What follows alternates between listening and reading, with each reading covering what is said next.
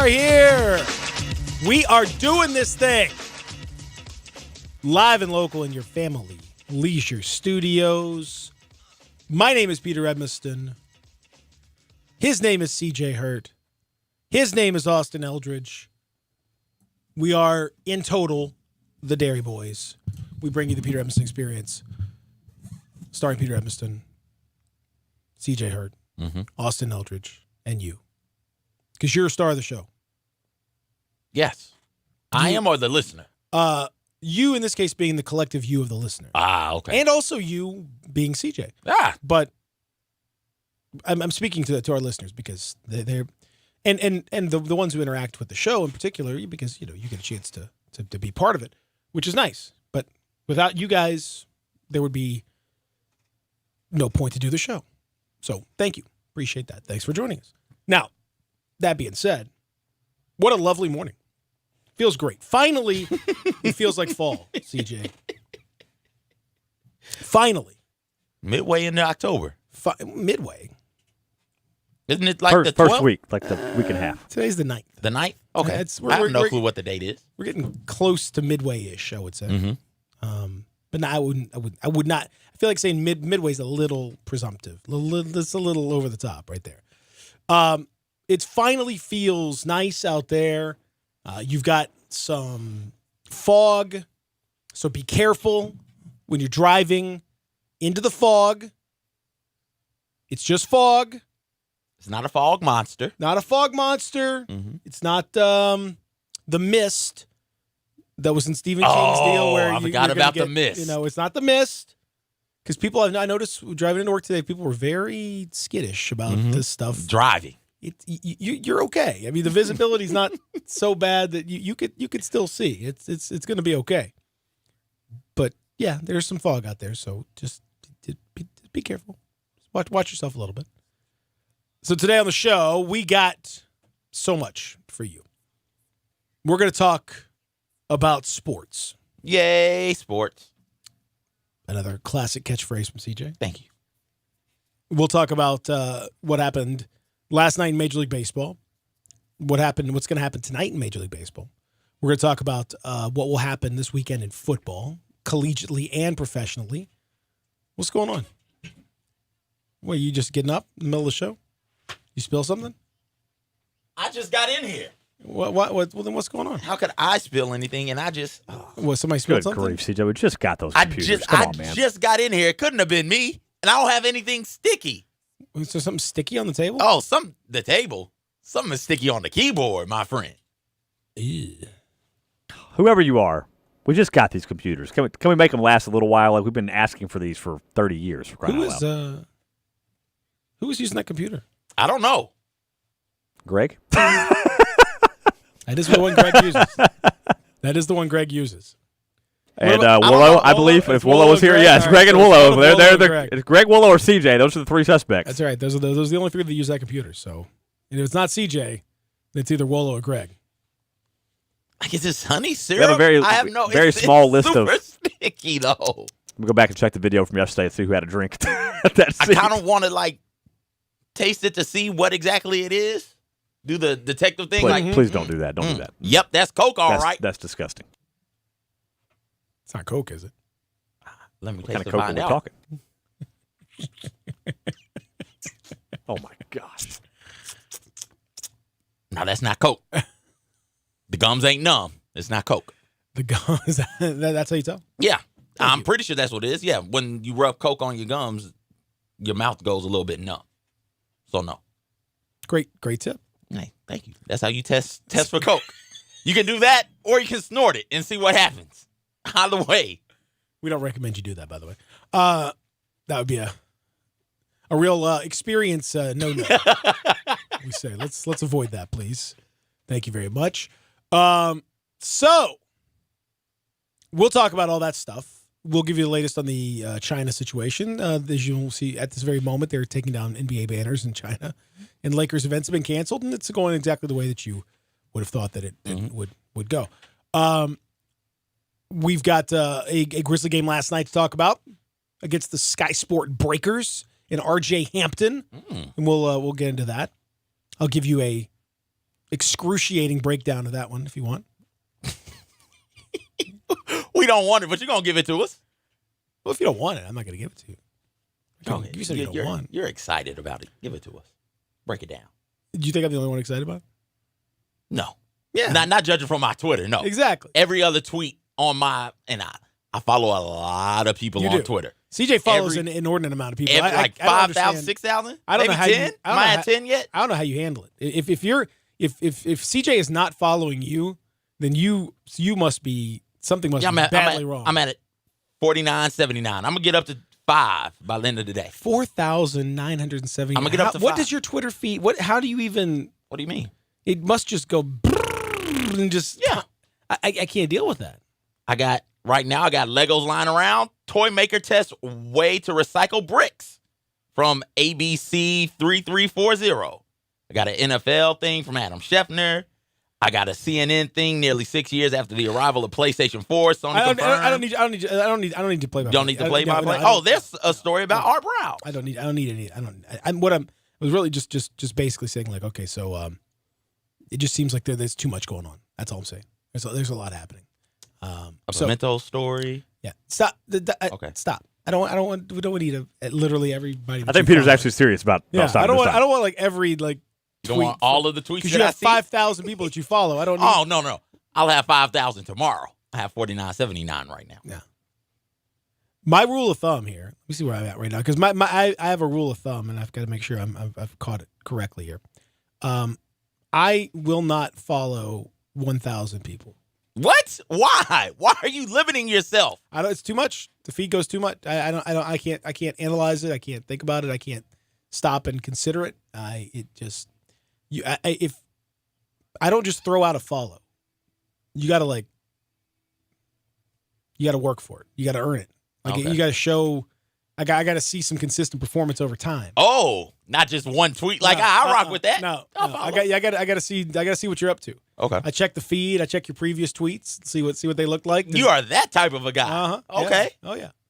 Because I a follow is not thrown away as a token. Oh, you followed me, so no, I'm not even team follow back. I'm just team follow. These are independent relationships. I need to see some.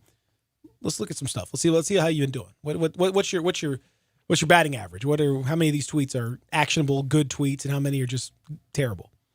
Okay, if you're somewhere in the 750 range, I think 750. You need a 75% good tweet ratio. I'd say non-bad tweet. They don't have to always be good, but 75% have to not be bad. That's way too high. I know. That's why I don't follow you. Yeah, I was wondering why. I follow CJ. I follow CJ. And there's some people I don't follow who I just have accidentally not followed. It's not. Some people I think take it more as like a slight. Yeah. Sometimes I just haven't. I'm almost embarrassed to follow them because I haven't been following them for so long that maybe they don't realize I'm not following them, and I don't really want to.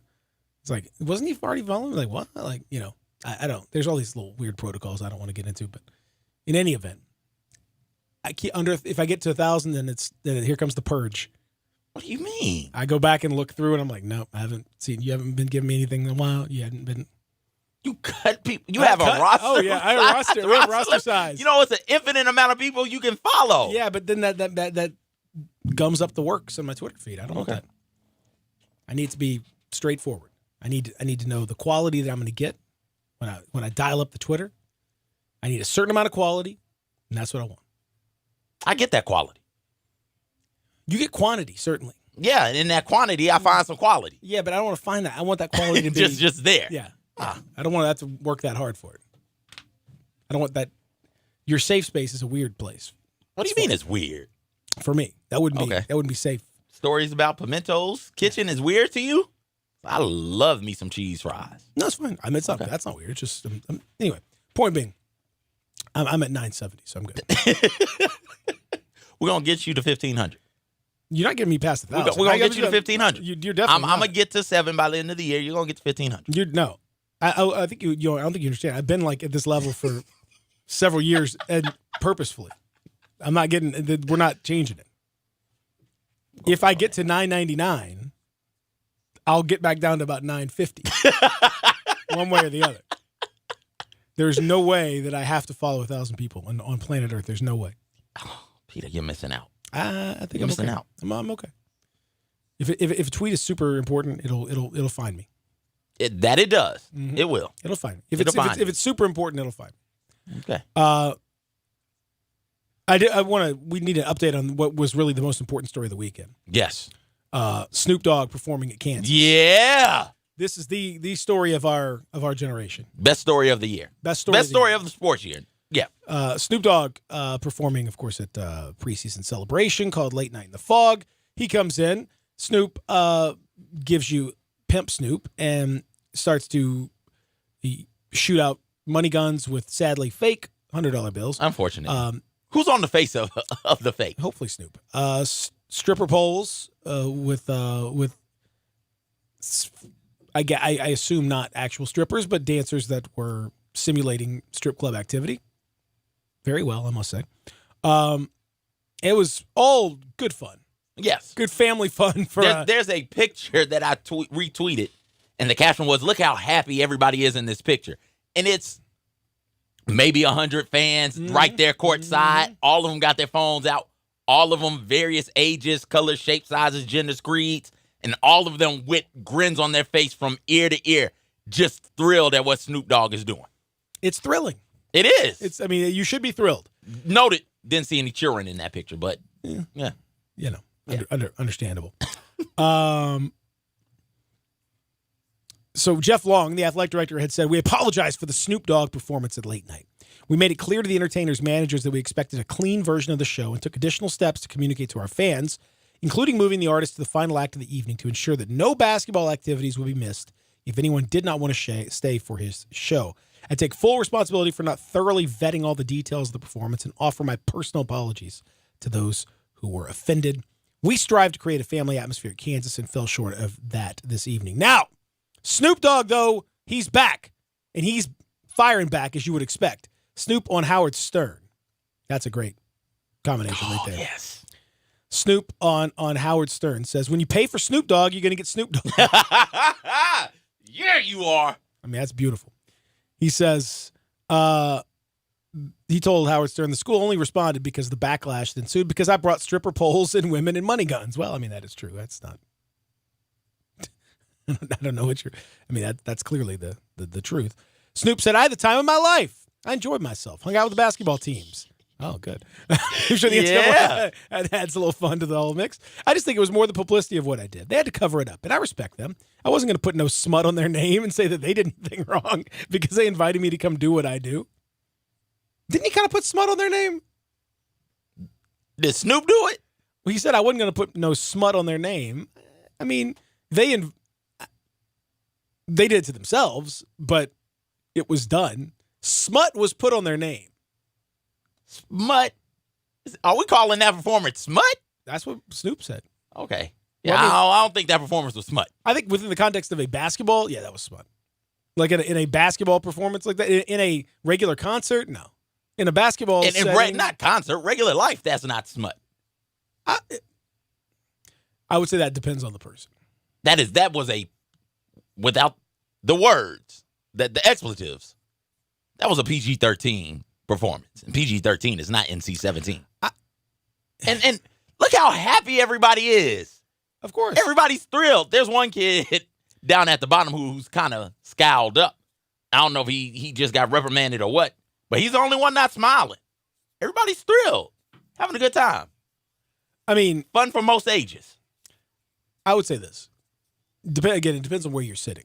If you are, if you expect a certain type of show, if you expect a fully clean show, this was not that. No. At all.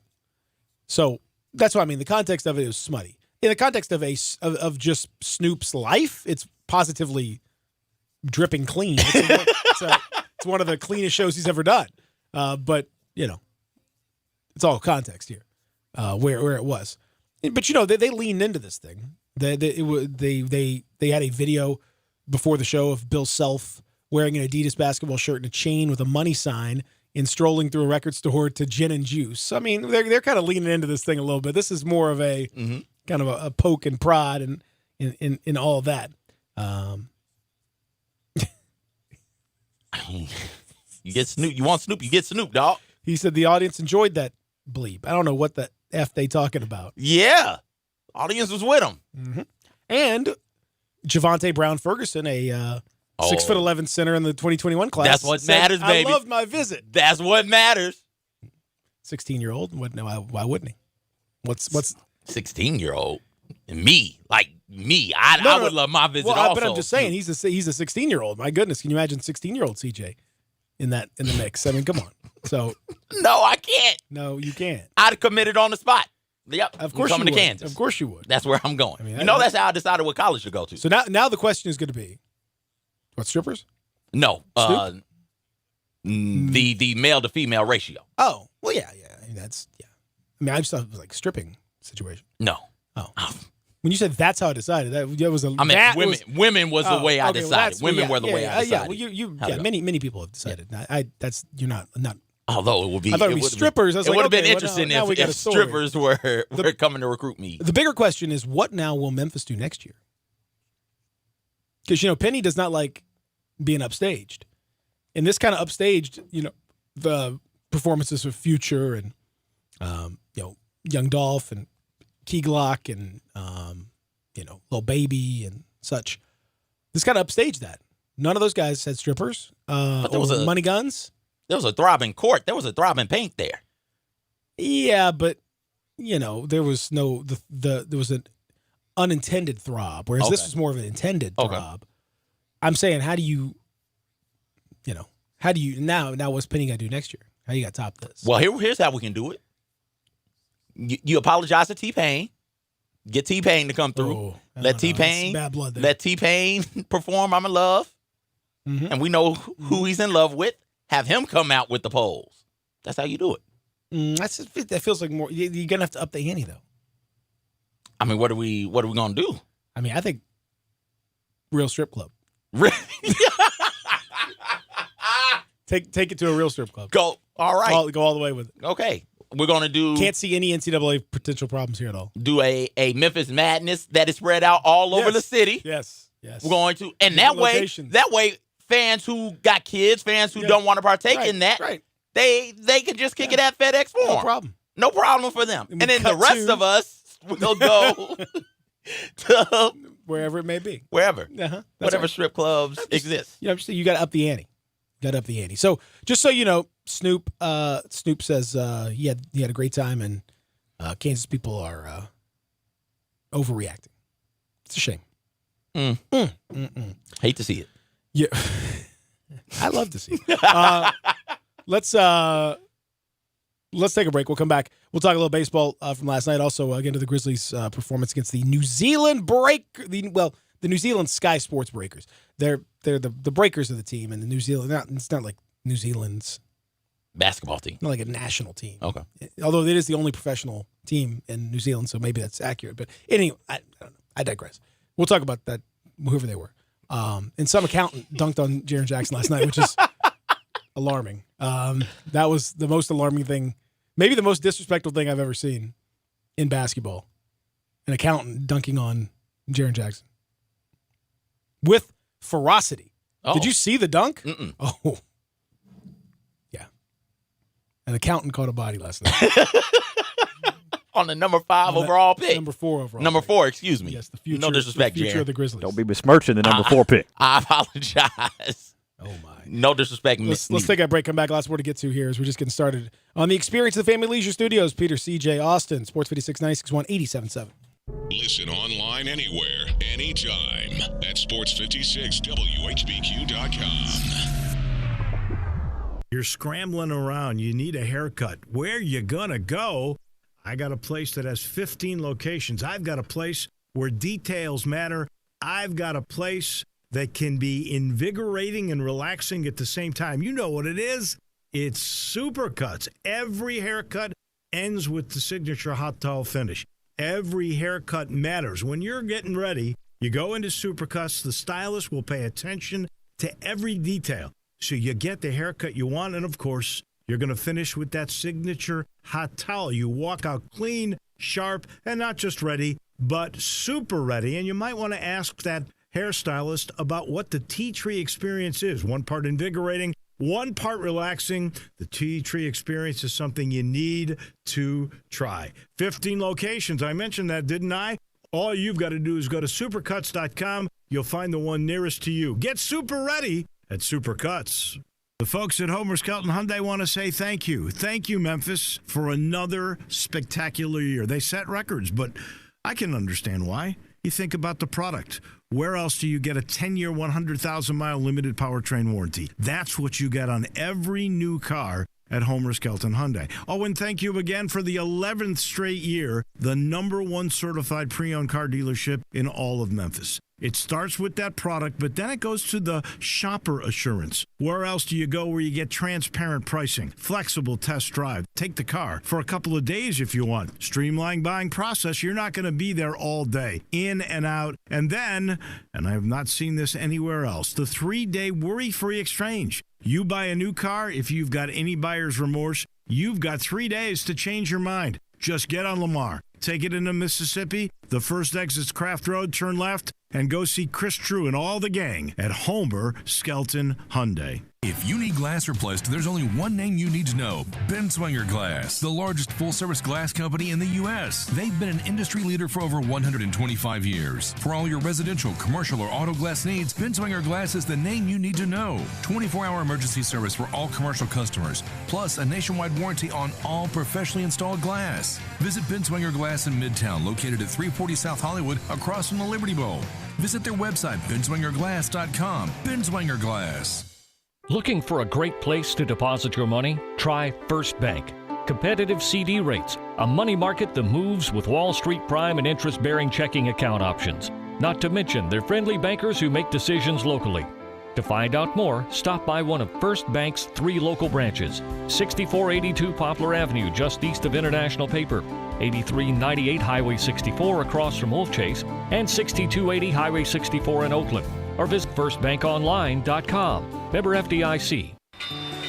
Looking for great seafood? Head to the Half Shell, voted Memphis's favorite seafood 5 years in a row. Enjoy delicious seafood at the Half Shell for lunch and dinner, along with the Half Shell's extensive new wine list. Or relax at the bar, open daily until 3 a.m. For a great weekend, try Saturday and Sunday brunch at the Half Shell from 11 a.m. to 3 p.m. The Half Shell, always Memphis's favorite. Available for private parties, catering, and daily box lunch delivery. The Half Shell, serving full food menu till 2 a.m. daily. 2 locations on Mendenhall and on Winchester.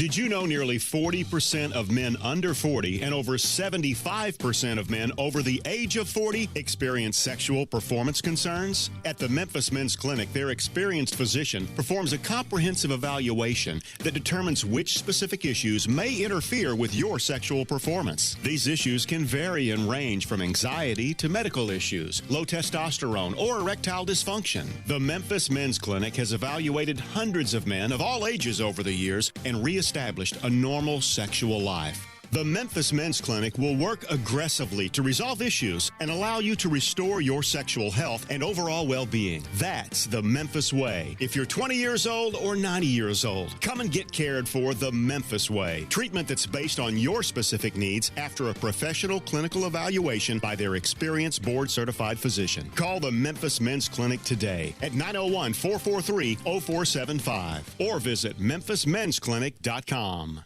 Welcome back to the Peter Edmiston Experience with CJ Hurt. Here once again are Peter and CJ.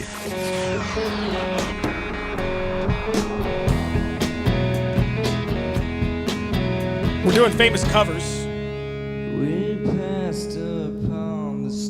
You know who this is, right? No. It's Nirvana. Okay. Covered David Bowie. I had no clue of either one of those things. The only Nirvana song I know is Smells Like Teen Spirit. That's all I got for you. So generic. Well, That's a good song. It is a great song. Fantastic song. You know, he actually didn't even like that song as his career went on. He got so sick of it. Well, we so this is so I have to report, as we said. Last night the Grizzlies played the Sky Sport Breakers of the New Zealand the New Zealand team in the Australian-based National Basketball League, the NBL. There are 9 teams in the league. One of them is in New Zealand, and that was the team that played the Grizzlies last night. The Grizzlies won the game 108-94. more notably, 32-year-old Tom Abercrombie. No word on his buddy Fitch, whether he was around or not. But Abercrombie goes up, and as they put it in the New Zealand Herald,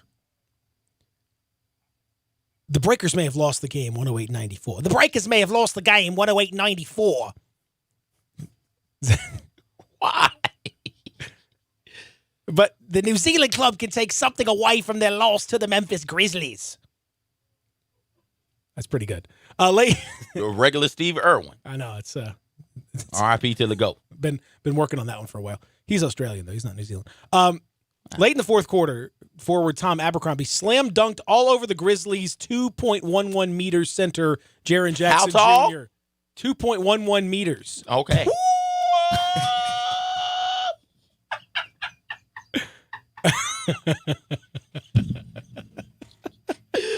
And he said that R.J. Hampton told him before the game to dunk on somebody.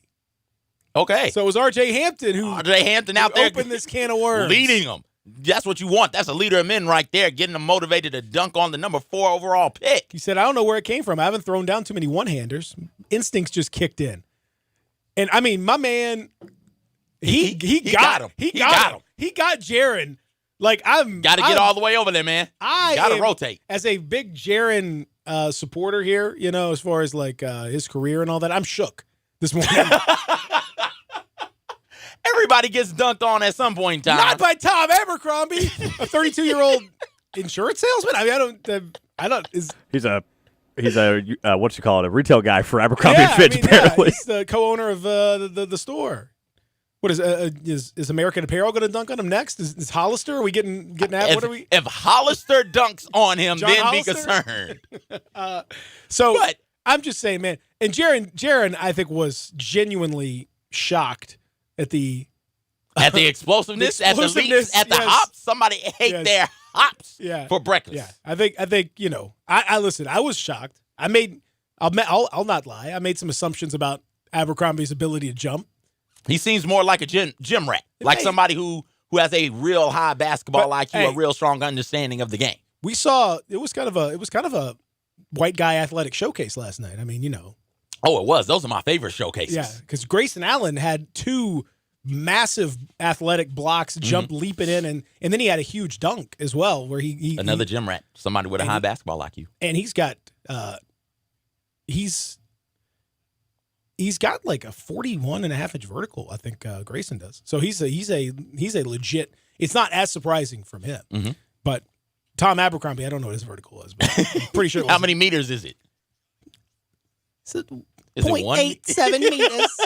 I don't know. I'm not sure what. But he got him. He got. Oh, he definitely got him. Hey, you saw that? Like, how shocking is it to see that? I mean, it was genuinely shocking. He cocks that thing back and kapow! Forearm to his like upper chest area because Jaren didn't get off the ground soon enough.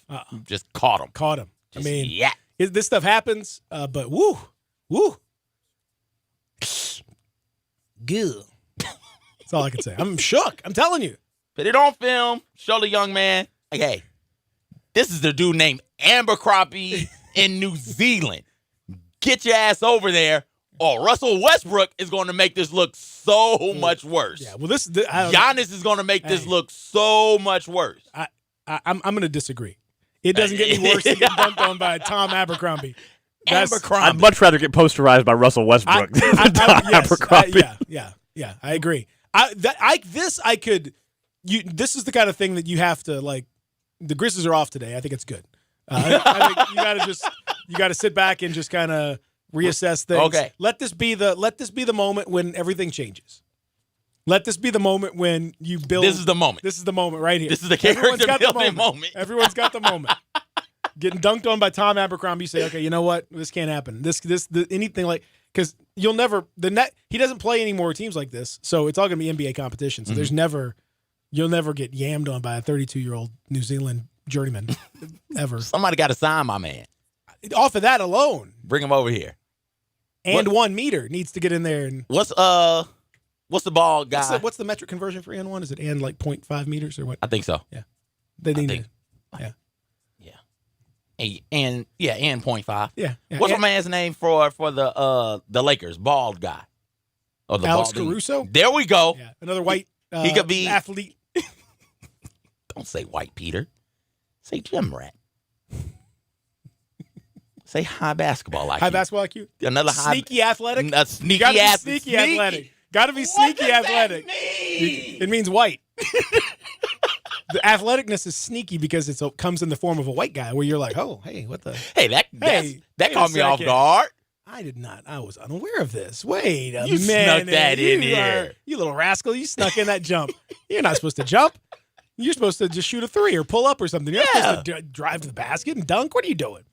I think Jared, if he had genuinely expected it, he would have been okay. But he didn't even get off the he jumped. He kind of jumped, but it was He way jumped. too late. It was way too late. Like it was. He definitely jumped, and that forearm. That's how that forearm got to the upper chest area because Jaren got off the ground. No, but he was so late. Like he didn't. Yeah. I don't think he. I mean, Jaren's pretty good about anticipating stuff. I think he was just kind of like, let me. Oh God! Like he expected that maybe token defense would be enough, and it was definitely not enough. No, he went down that lane with bad intentions, man. Down there to pipe on somebody. Because I'd like to think if Jaren really went after him, he would have just stuffed him at the top, But no, he wouldn't. He wasn't getting that. no, well, He wasn't gonna get that. if He would if have rotated fouled. quicker. He might have forced a layup or something like that. But my man got up.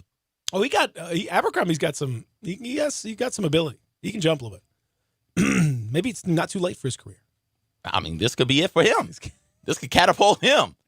We're always looking for a sneaky athlete, high basketball IQ gym rat, somebody who loves the game, spends a lot of time working on his shot and the fundamentals. That's the other thing. It's real fundamentally sound. We like those players. Oh, white basketball players. Let's. Good job, guys. So just we saw more athletic stuff from him. I mean, it was tremendous between him and Grayson Allen and Alex Caruso. I mean, it's a real white renaissance here. It is. Caruso is overseas though, if I'm not mistaken, isn't he? I think he's still with the Lakers. I mean, but is he from overseas? I don't think so. Okay, I think he's just because there's a difference in white basketball player Correct. and white American basketball player. correct. Like Yeah. the white international basketball He's player. from College Station, Texas, my man. Whoa! He does not look like he's from Texas. He's from Texas. He's just from right deep in the heart of Texas. Okay. I know you made Alex Caruso. He's Italian. No, he's not. That's what I was thinking. No. Okay. No. Perhaps he has Italian heritage, but he is just an old-fashioned white guy. All right. Just yamming on people. Fantastic. I look forward. That is what I'm looking forward to seeing the most. These sneaky athletes running around sneaky yamming on athletic, sneaky, Yeah. super sneaky. That one, Abercrombie was very sneaky. We did not have that in the scouting report. That I can assure you. The scouting report was like yesterday. They asked some of the New Zealanders and all. Asked John Morant, like, what do you know about the Breakers? He's like, I don't know anything. Nothing. So I would say the scouting report maybe was not super thorough.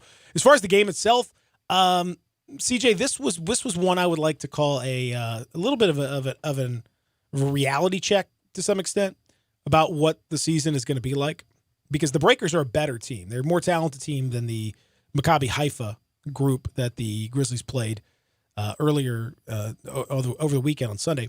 This is a better team. There's a higher level of athletic ability, as evidenced by the guy dunking on Jared, but also just in general. They're just a better team.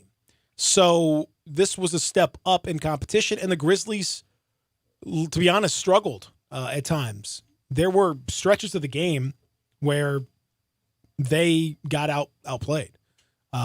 It's just, that's kind of where it was for the Grizzlies. They could not put them away, and were actually outscored in the second half, 58-53 by the Breakers. So when John Morant was on the court, things were pretty good. Mm-hmm. When John Morant was not on the court, things were less good. Tyus Jones did not play particularly well. Probably, worst game you could sort of imagine from him. I think statistically he ends up looking okay, but he was not particularly good. He ends up being a -1 in his minutes. Solomon Hill was a -2 and didn't look particularly good, especially given his veteran status. You kind of would expect a little bit more from him. Ja had 10 assists to go along with 5 rebounds, 3 turnovers, and 2 of those came in that little small stretch in the third quarter. But that brings him to 17 assists in 39 preseason minutes. That's pretty good. That's pretty good. That is. You'll take that. Yeah. With only 3 turnovers, or with only 4 turnovers, excuse me. 17 assists to 4 turnovers in his good. minutes. Yeah. And he got a little sloppy it would be fewer than that. He had a little stretch where he just kind of only scored 4 points, only took 6 shots, didn't get to the foul line again, which is an area where you might, if there's a concern about Ja, it would be offensively scoring. He's not probably going to be out there scoring at a level that some people might expect. I don't think you're going to see too many 20-point games from Ja this year. And if he's going to get him, he's going to have to get to the foul line more often. He's only got to the foul line once in the 2 preseason games, and that was on a technical free throw. He's never actually gotten shooting fouled yet. That's the stuff. Is that him trying to avoid the contact, or is that just because the way he plays, the way he can attack the rim, you would think he would get more fouls. Yeah, I think it'll come, but okay. I think part of it is that he is looking pass first right now. Okay, and so those kind of contested rim attempts, he's choosing instead to kind of kick back out. That's part of it is also what Taylor Jenkins wants him to do right now. Mm-hmm. So we'll see when the season starts what happens. It could be that just immediately comes back to his game. I'm not saying it won't, but as of right now, it hasn't. But his passing is spectacular. Again, I stand by what I said Monday. I think it was amplified by what we saw last night. If you watch the game, he just makes it look really easy. He gets to whatever spot he wants to get to on the court at his pace, whenever he wants to get there. And again, he's played against non-NBA opposition. But a lot of the Grizzlies did not look all that great against the Breakers. And he did. He looked spectacular. Like, no problem whatsoever. You can tell how much fun it's going to be. He had 10 assists. He should have probably had 12 or 13. I can think of 2 off the top of my head that were definitely should have been assists and weren't converted. And there were probably 2 or 3 more that were right on the money, perfect passes, perfect situations. So if you're playing with him, man, you're going to get service. You're going to get the ball where it needs to be. It's up to you at that point. But this also highlights that the Grizzlies offensively, they're not very good. This is why they're going to lose a lot of games. I mean, they're very young and exciting and all that stuff, but in the short term, just in terms of winning NBA games, if you look around, Jay Crowder had a really good game shooting the ball, and he didn't shoot well in the first game, but he's not a guy that you're consistently going to expect to be a knockdown 3-point shooter. He can make it, but he's certainly not a high level elite type shooter in an NBA setting. Brandon Clark offensively, very much interior based, a little bit of shooting here and there, but they're keeping his stuff pretty limited. Jaren hasn't really let his flag fly yet in the preseason offensively. He's been smooth, but not overwhelming. Dylan Brooks was, oh boy, 2 of 13 from the field for Dylan Brooks. I don't know that he passed the ball. That's not good. I mean, I'm genuinely, I have to go back and look. I'm pretty sure whenever he got the ball, he just shot it. It was a lot of. Okay. Yeah. So I would assume that'll change, but he was in some kind of insane attack mode. And the only 2 baskets he got were kind of mid-range sort of shots, and missed all 3 of his threes, missed basket, just bad game. Did not look good at all. The guy that would impress again was Grayson Allen off the bench, who got off to a little bit of a slow start, but then really turned it on in the second half. Finished with 18 points and 5 rebounds, 3 blocks for Grayson Allen, and 2 of them were crazy. So he's playing his way into a potential. That 2-guard spot is wide open. Dylan Brooks is by no means guaranteed that starting spot. Grayson Allen, if he keeps playing like this, he's going to give them a question. Okay. So just something to think about. Grizzlies off today. They get back into action in the preseason for the final game at home in the preseason Monday against the Hornets. We'll take a break. We'll come back and continue here on The Experience. So as I said, we'll talk a little baseball. Rob Fisher's going to join us 9 o'clock to break down the games this weekend and so much more as we continue. Real Sports Talk, Sports 56 961 87.7.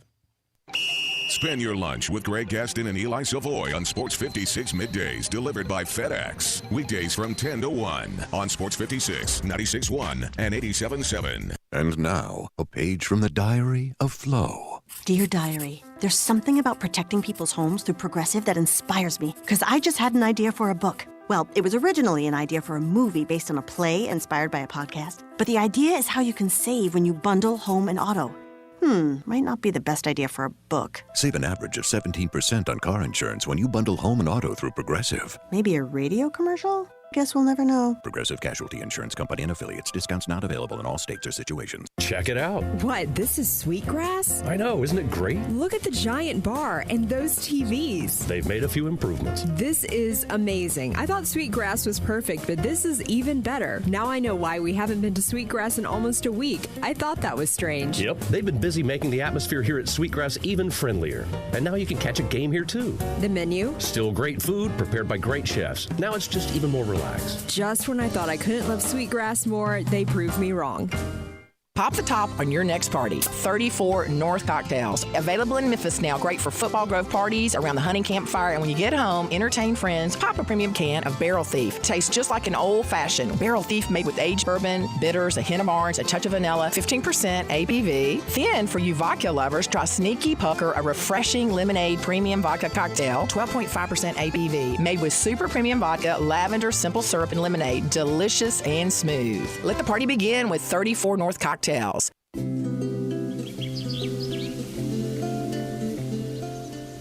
love fall. The landscape is so beautiful at Town Village Audubon Park. Nestled in the heart of East Memphis, located corner of Park and Cherry, is a beautiful residential neighborhood. Looking for a great place to retire, but you still have a very active lifestyle? Then visit Town Village. Only requirements that you're 55 plus. Prices per month starting at $2,300. Gourmet Chef Drew invites you to visit our restaurant and bistro. Package includes 3 complimentary meals per day, maid service, free local transportation, daily check-in, monthly coffee club, themed dinner parties, lots of fun. Visit us and call Daniel at Town Village Audubon Park at 901-374-7342. There's no place like home. Town Village Audubon Park. Get your gun, Nellie, and saddle up Penelope. It's Western Trading Days at Sunrise Buick GMC. Old-time trading prices on over 700 new Buicks and GMC trucks, and the Sunrise Used Car Corral has over 500 in stock. Ranch managers have been told to cut prices to the bone, and remember, you can bring your car to Sunrise Service no matter where you bought it. If you're a good person with bad credit, sunrisememphis.com will help you put one of your brand on these little fillies. Free hot dogs and Cokes at the Chuck Wagon. Western Trading Days going on now at all 3 Sunrise locations. We make it fun to buy a car again. Welcome back to the Peter Edmiston Experience with CJ Hurt. Here once again are Peter and CJ.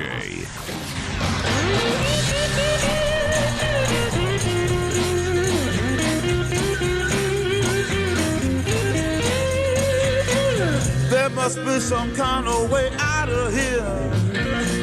Say the joker to the thief. There's too much confusion. This, of course, is James Hendricks. I didn't know this was a cover. Yeah. Okay. Dylan. All right. It is one of the covers that is better than the original song. There are a few of those. Sometimes that happens. Sometimes somebody messes around and improves on it. Mm-hmm. Sometimes they don't. More often than not, they don't. Welcome back. We're doing covers on this Wednesday in honor of our friend Rob Fisher. Hopefully we'll find some covering. We'll find some different teams that'll help make you some money out there. Hopefully you've been fading CJ because you'll be rich beyond your wildest dreams. If that's what you've been doing over the last little bit. You can text in 67129, 67129. Texter says Grayson Allen is most athletic than I thought. That's what happens when you expect that sneaky athlete. When that sneaky athlete does something athletic, They get the most athletic, the most athletic praise. That's why they're sneaky. Yeah. gotta We watch make them. the biggest deal out of these sneaky athletes. Oh, baby. Do we ever? Do we ever? Last night, the Rays beat the Astros. CJ, break it down for us. Who? Wait, what happened? That's you, You CJ. just sprang that on me. What? Say that again? You got to be locked in. I said the I Rays. was mental mind. I know you. See, that's what happens. You follow 5,000 people on Twitter. Yeah, I was definitely looking at my He's phone. in a safe space, I was Peter. He got definitely looking at my distracted. phone. No, but yeah, I got to need him here with me. Well, okay, what happened? What are we talking about? I said the Rays beat the Astros 4-1 last night. Break it down for us, CJ. They did? Of course they did. Of course they did. Who could have seen it? Who would have seen it? Lots of people could have seen it. It was on TV. Who would have believed it? Who would have thunk it? Oh. Who would have thunk it? Who would have seen it? That was Who sneaky saw televised. it It coming? was It was sneaky sneaky televised. Who Was would that, have was seen that it thing coming? on? Who would have seen it coming before the game? This team is out there, the Rays, with basically no starting pitching. And the Astros are throwing out Verlander, for Pete's sake, on short rest. For the first time in his career. First time in his career. We talked to Tyler Springs about it. Is this a good idea? No, it wasn't. No, and now if you are the Astros, guess what that means? Even if you win tonight or tomorrow night or whenever the hell this game is played, your two best pitchers, your two aces, well, the ace and the vice ace, they are down for the next series. For the first, 2-3 games? Now you're starting that series at a severe disadvantage. And that is the Yankees. Yankees. With all of those bats and all of that defense being played out there. Who's the vice ace? Who's the vice ace? Some dude named Cole? Yeah, some dude named Cole is the vice ace. Is that his first name or his last name? Is that his first name or his last name? Everybody knows it's his name. So, and now you're looking at it from an Astro, and from the Rays, this is what you want. This is what you want to happen. Because you brought it up yesterday, Peter. On the road in closeout games, home teams are not that great. I forget the exact record, but they're not that great at it. So now you're the Rays. You're playing loose. My stat was You're free. They're not that great. They're not that great. You're free now. You're free. You have no burden on your shoulders. You can go out there and just let the bat swing. Let that thing hang, man. On the road, nobody's expecting you to win. Go out there and play fearless ball. Hit that baseball. Run around them bases. Score them runs. Who should they start? The pitcher. The pitcher? Uh-huh. If I'm the Rays? Yeah, if you're the Rays. I'm sending my best guy out there. Who's that? Everybody knows who the Rays' best pitcher is. You mean the guy that pitched 2 games ago? Come on. Everybody knows who the best pitcher is. Everybody knows that. You send him out there. They will send him out on 3 days rest. You're the Rays, though. He's only going to pitch, 2-3 innings? He can't get you 2 innings? He could get you 2 innings. Can he? Yes. He could definitely get you 2 innings. They need to get him more than that. And then you just start the rotation in. You pitch 9-10 different pitchers. Let's do it, a pitcher an inning. Whatever you got to do to get out of this. Whatever you got to do, man. Win this game. Go out there and do it. Throw the shortstop in there. Let his ass pitch. Derek Jeter did an amazing job with this team having nothing to do with it. You think that they're going to win? Yes. I think the Rays win. Okay. Bold prediction. I think the breakdown. I don't know. I'm not sure how I can add to that, but I'll try. Justin Verlander didn't eat pitch on 3 days rest for the first time in his career, and it was not necessarily ideal. I wouldn't say it was like a disaster or anything, but give up 3 runs, kapow, right out of the gate. Not good. That was the actual sound effect as well, if you were watching. Kapow, yeah. And then and it was all she wrote. The Astros could not get any runs off this makeshift, squirrely, weirdo Rays pitching attack. Mm-hmm. That's been really good. So guess what? We got Game 5 in 3 of the series. We have a sweep and 3 Game 5s, or Games 5, as I like to say. Tonight, the Cardinals in action against the Braves. Escaped by the hair of our chinny chin chins. Fultonavich against the now soon-to-be legendary Jack Flaherty. You okay over there? Something in your throat? Jack Flaherty. That's how you say it. Okay. I'll take your word for it. That's the correct way to say it. All right. You think they're gonna win? Yes. Yes. All right. We got it. Wait, who? The Cardinals? Oh, I didn't specify. Okay. Let's take a break. We'll come back and we'll maybe figure out who CJ was intending to say on the other side of the break as we continue the experience in the Family Leisure Studios. Real Sports Talk, Sports 56, 96.1, 87.7.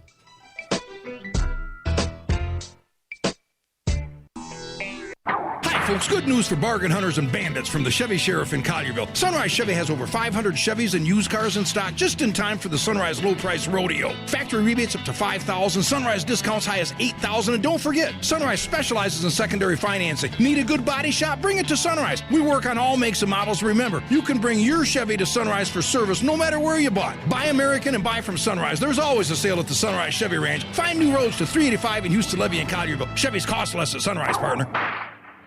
You're in charge of hiring, and Indeed has solutions, like online skills tests, which let a candidate show that they're the right hire. We'll also have a dolphin chatter excitedly in front of the perfect candidate. Okay, there's no dolphin. But skills tests, that's a for sure. See why independent research by Silk Road shows Indeed delivers 3 times more hires than any other job site. Visit Indeed.com/promo today and get a free sponsored job upgrade on your first posting. Terms, conditions, and exclusions apply. Calling all duck hunters. It's Bass Pro Shops Flocktoberfest, October 12th and 13th at the Memphis Pyramid, with huge savings on the gear you need. Free seminars by expert duck hunters, national and regional calling contests, the Super Retriever Series dog jumping contest, plus a cornhole tournament, prize drawings, free kids activities, and music by recording artist Stephanie Quayle. Visit BassPro.com/Flocktoberfest for details. DeSoto Auto Sales specializes in late model cars with low mileage. They have the highest standards in the car industry. All of their cars are test-driven, checked out from head to toe, unlimited inventory, every make and model. And if it's not on the lot, they'll find it for you. Walk in the door of DeSoto Auto Sales, 5704 Goodman Road. Within 45 minutes, you can test your car, get credit approval, and finish paperwork within an hour. No shortcuts at DeSoto Auto Sales. Kind, courteous employees, a down-home environment. DeSoto Auto Sales cares about your time.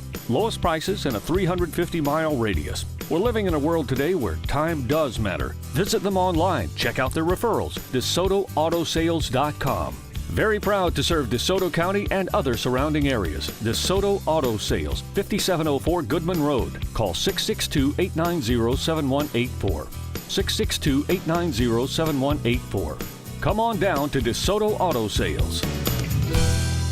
First Bank is here to help you, whether you're a business looking for a loan to expand or refinance an existing one, a homeowner looking for a mortgage or home equity line, a consumer wanting to finance your dream car, or wanting a competitive rate on your CD deposits. Let First Bank try to handle your banking needs. Stop into one of First Bank's 3 local branches today. 6482 Poplar Avenue, just east of International Paper, 8398 Highway 64 across from Wolf Chase, and 6280 Highway 64 in Oakland. Or check them out online at firstbankonline.com. Member FDIC, Equal Housing Lender. 125 seasons of Ole Miss football. By Ducey, he may go.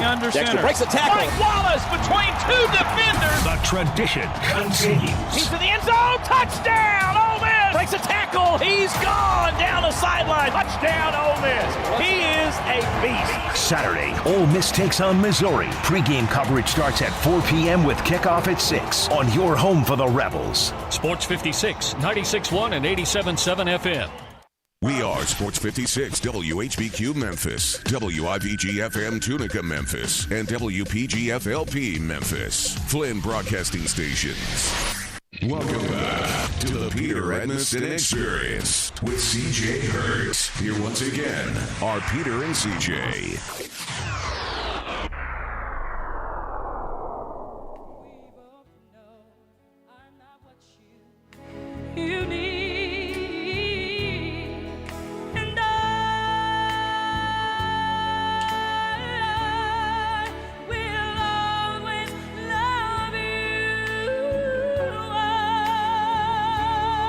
Queen of Soul is at it again.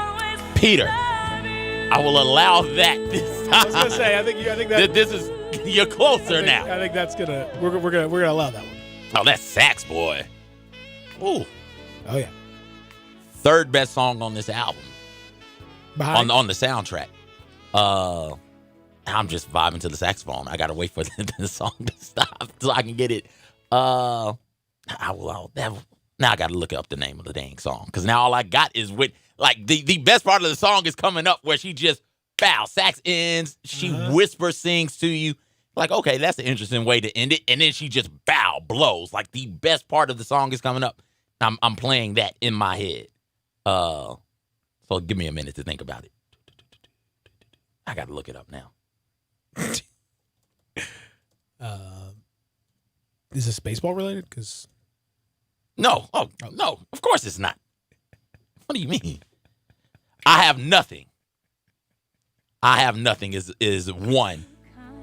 Oh, here it is. Is this the part of the song you're referring to, CJ? This part right. Like she's just whispering it at you. Dreamer, and I wish you joy and happiness. Another cover that was better than the original. It's really good. Dolly's is good though. Dolly was good, yeah. Oh, here it is. Here, wait, pull that back up.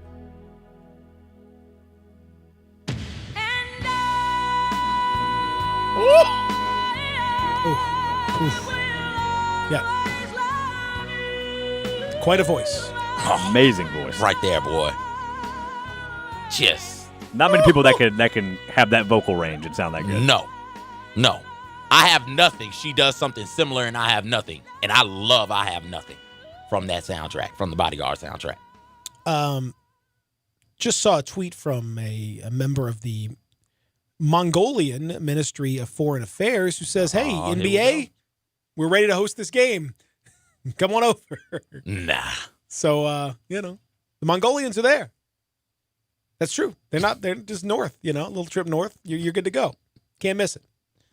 Nah, don't go over. Well, why? Stay over here. Mongolians are good folks. What are you talking about? I'm sure they are. It's too close for my comfort. Well, he's talking about the people in China already. He said we if they can't host these games now, they already canceled another Laker thing. That was going to be to benefit the Special Olympics. Sorry, Special Olympics. Can't do that. So they've already canceled that. Who knows if they're even going to allow the game to actually go on now? So since you're over there, you're not.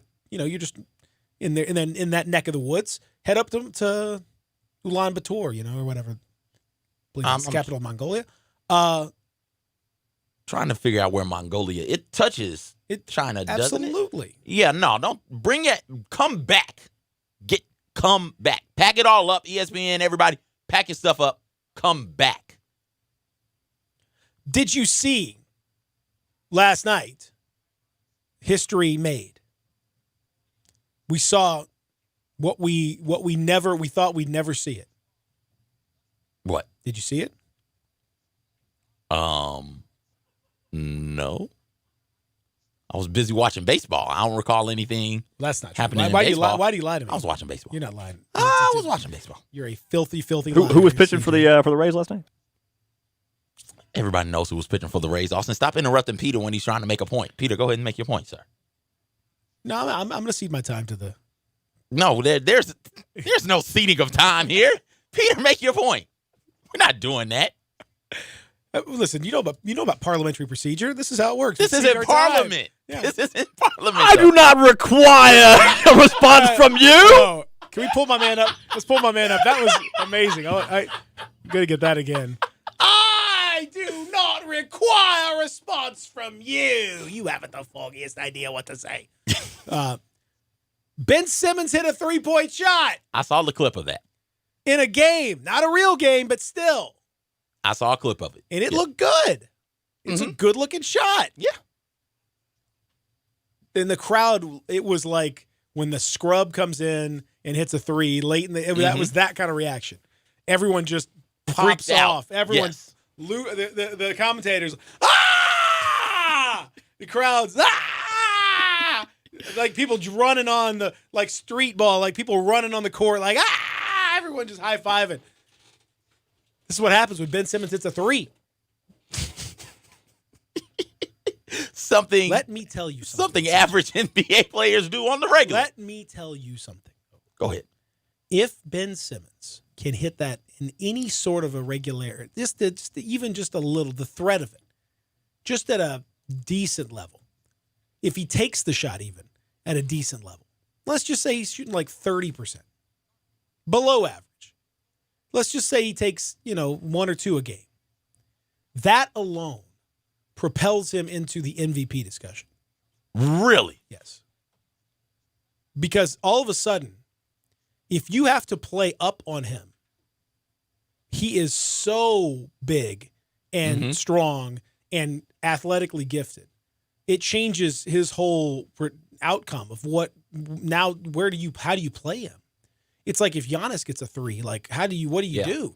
They have so much versatility and size, and Ben Simmons at 6'9", 6'10" can drive the ball. If you now you can play a million miles off of him, and you can sag into those passing lanes, and you can sag off knowing that all he can do is drive the basketball. Like he's not gonna, what's he gonna do? I mean, he'll move it past it. He can't. He's not gonna shoot it. Well, if you have to close out on him, now the world is his oyster. Yeah, that's That's my man. So he's got to do it a lot more than once to be able to generate that sort of scouting report. But I'm just telling you, man, that is a potentially career-changing situation. Yeah. We'll see, but he is getting there. You have my attention. You have my attention. Yeah. At least he's taking them. He wasn't taking them. He's like 0 for 20 or something like that, and I'm pretty sure all 20 were end of shot clock, half court heaves type of situation. So now he's taking them, or he's taking one in a preseason game. But he didn't even the first game he had a couple. He didn't even try it. So now maybe that's the hump. Maybe he just needed to do it once. See it go in. That helps because it was a big mental block. So maybe just saying. I'm not saying he's going to do it, but if he does, if he gets just to even a decent level, he's going to be trouble. Like it would be worth considering a sneaky little MVP bet on him. I'm not saying he'd get it, but he's so versatile, and he's going to play a ton of minutes. That team's going to be really good, and you don't have Jimmy. What does it do for the team though? Let's say Ben Simmons is now 33% from 3. What is that? Does that pit them, push them up to the very top of the East? Yeah, I mean, I think it's. I would probably consider Giannis and them. If I saw that for like a month, I'd probably consider them the favorites. Okay. I need to see Embiid and see what happens in the postseason if he's really in shape and all that stuff, and the health kicks in. But between him and Horford, Embiid, Richardson, I like the wing talent's pretty good, and then he can leverage that to. It's going to be hard to defend them because they've got spot shooters, they've got interior presence, they've got and they play well off each other. So there's a lot of motion and movement in Brett Brown's offense. They don't run a lot of pick and rolls and post stuff. It's a lot of active movement and that sort of thing. So I don't know, man. I just they could be. Now they won by 5 million against a Chinese team last night. So I'm not sure what you can necessarily take from that, but I'm officially extremely intrigued. That's all I can say. One more thing about this NBA season that is intriguing to keep an eye on. I mean, he had like I said, he has 21 points, 8 rebounds, 7 assists, a steal, a block in 21 minutes against Guangzhou. That's Guangzhou, so okay. But that's the kind of productivity he's going to be super productive. Chinese basketball team? Mm-hmm. Why are they over here? They were scheduled to be over here. Yeah, but China can say no, don't go over there. Can't they? Well, they were already over here. Okay. So they could say, come on back, but all right. I'm sure the team's like, look, let us play, please. Come on. Okay.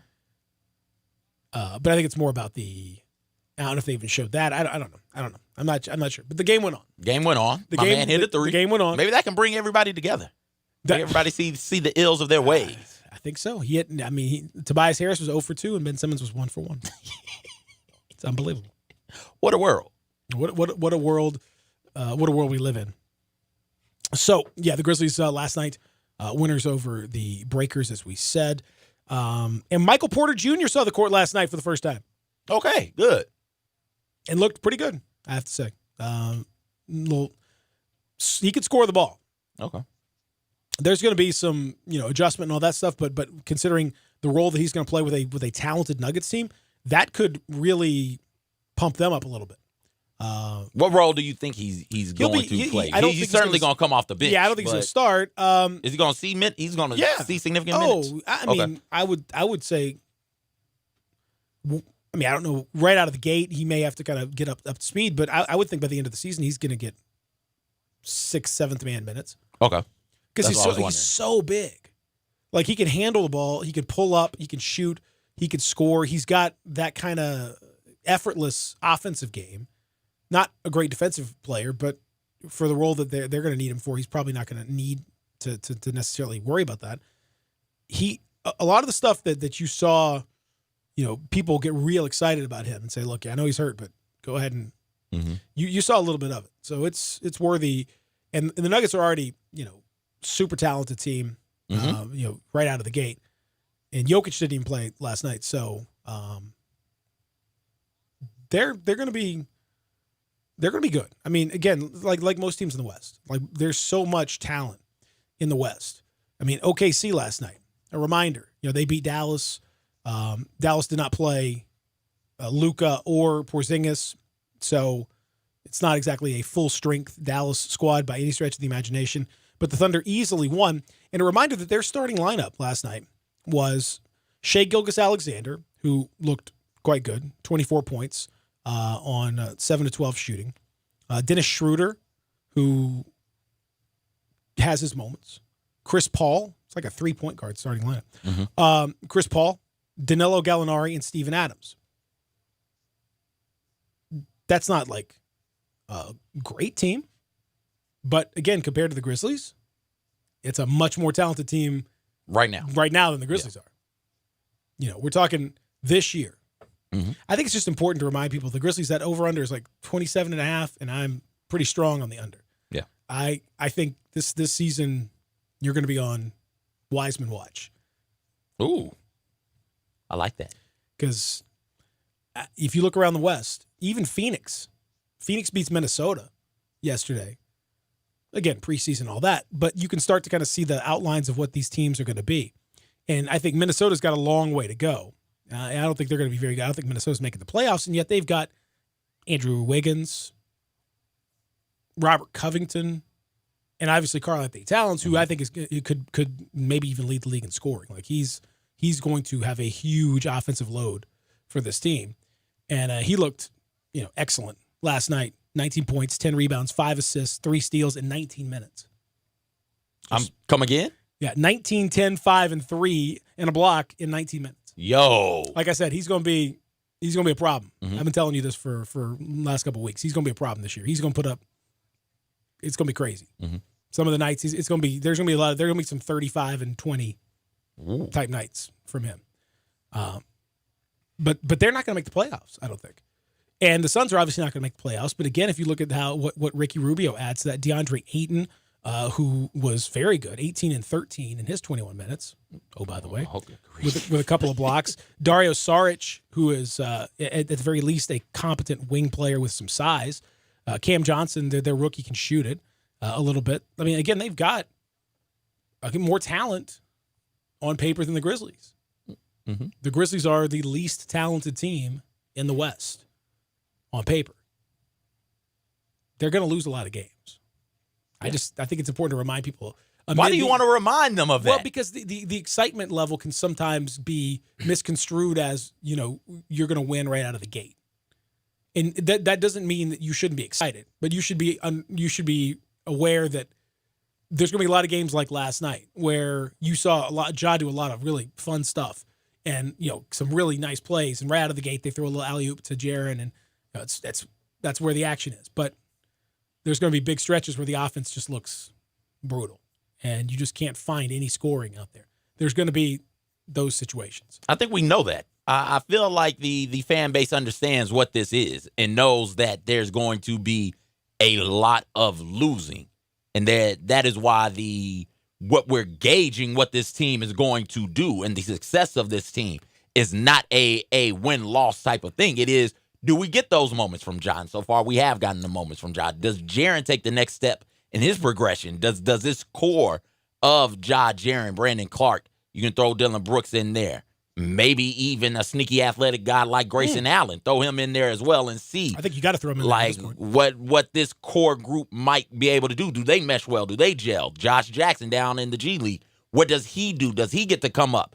And is he a contributor as well? I think that is what we are looking at, and I think that's what fans are looking at to gauge the success of the season. They know, fans know, this ain't going to be pretty from a win-loss standpoint, but if we get a couple of highlights, if we can get some flashes of brilliance here or there, we'll be satiated, we'll be satisfied. We know that it is a long overdue, and it is going to be a long build.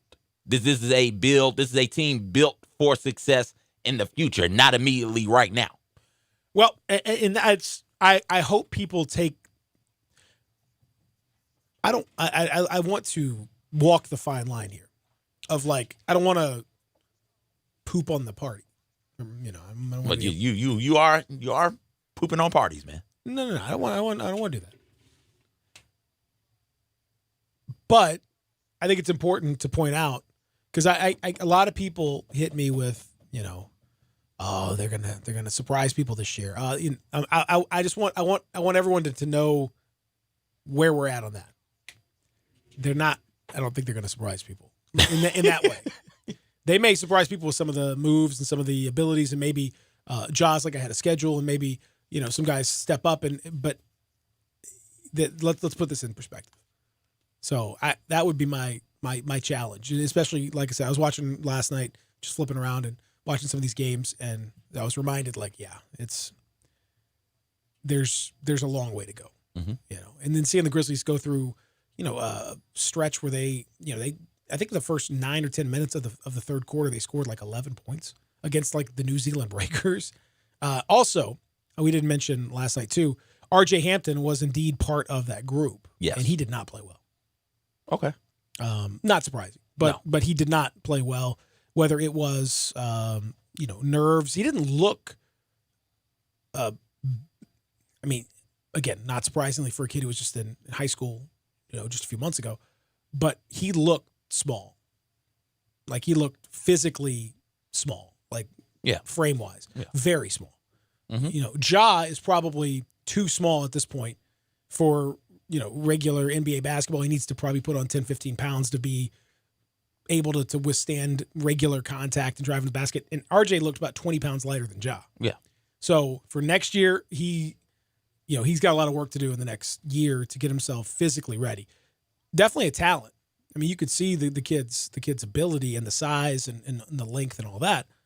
But yeah, just didn't put it together. Made some, you know, forced a couple shots, 1 of 8 from the field, 2 points, 6 rebounds, assist and a steal in his 20 minutes, minus 17, team worst, plus minus. Didn't defend well. Just kind of, it was not surprised. I mean, the kid got one chance to play in front of a bunch of scouts. Lots of executives and scouts were down at the forum to watch him. And so I think it's not a surprise to see that he struggled. He should be in high school. This is a high schooler out there running around trying to compete with NBA caliber players on a team that does not have, with the exception of the sneaky athlete, NBA athletes out there running around on the court, NBA talent on the court. And he's still sign Top Abercrombie up though. Sign him today. Get him. Jaren is still growing, and Jaren is what, 3 years older than Hampton?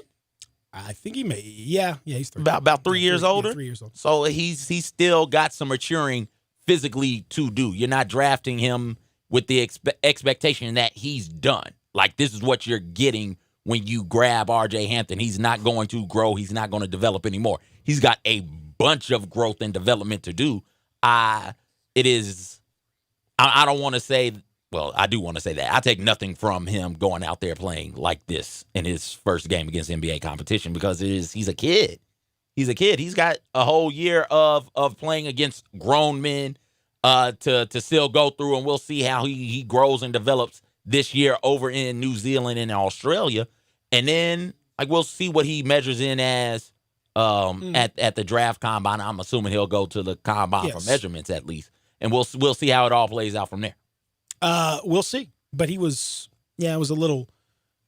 I mean, disappointing is not the right word because you don't really know what to expect. It was very unique to watch. You don't often see a player. Well, I don't know that you ever see a player like this who has just gone over to ply his trade internationally at this stage. Before he's even really done it, coming straight out of high school and playing against NBA caliber opposition. It's not a normal in a real game setting, albeit a preseason one, but not like pickup. Like guys play pickup all the time. Guys play open gym, like stuff like that. You see guys go up against that level of athleticism in those settings, but it's not the same. It's not the same until you get to the gym. Lights are bright. You got real, like you're running stuff. You got referees, officials. Then it changes, and you don't see that. You don't see a guy like him get that chance, and that's what. And if people want to know. Go ahead. No, I was gonna say, if people want to know what it would look like when a college team, like a really good college team played a really good NBA, that's what it would look like. It's just like, yeah, you can see he's good, but you're not like Kyle Anderson, just bodied him, like just physically, just working him, and got an easy like pull up when he was trying to defend him one-on-one.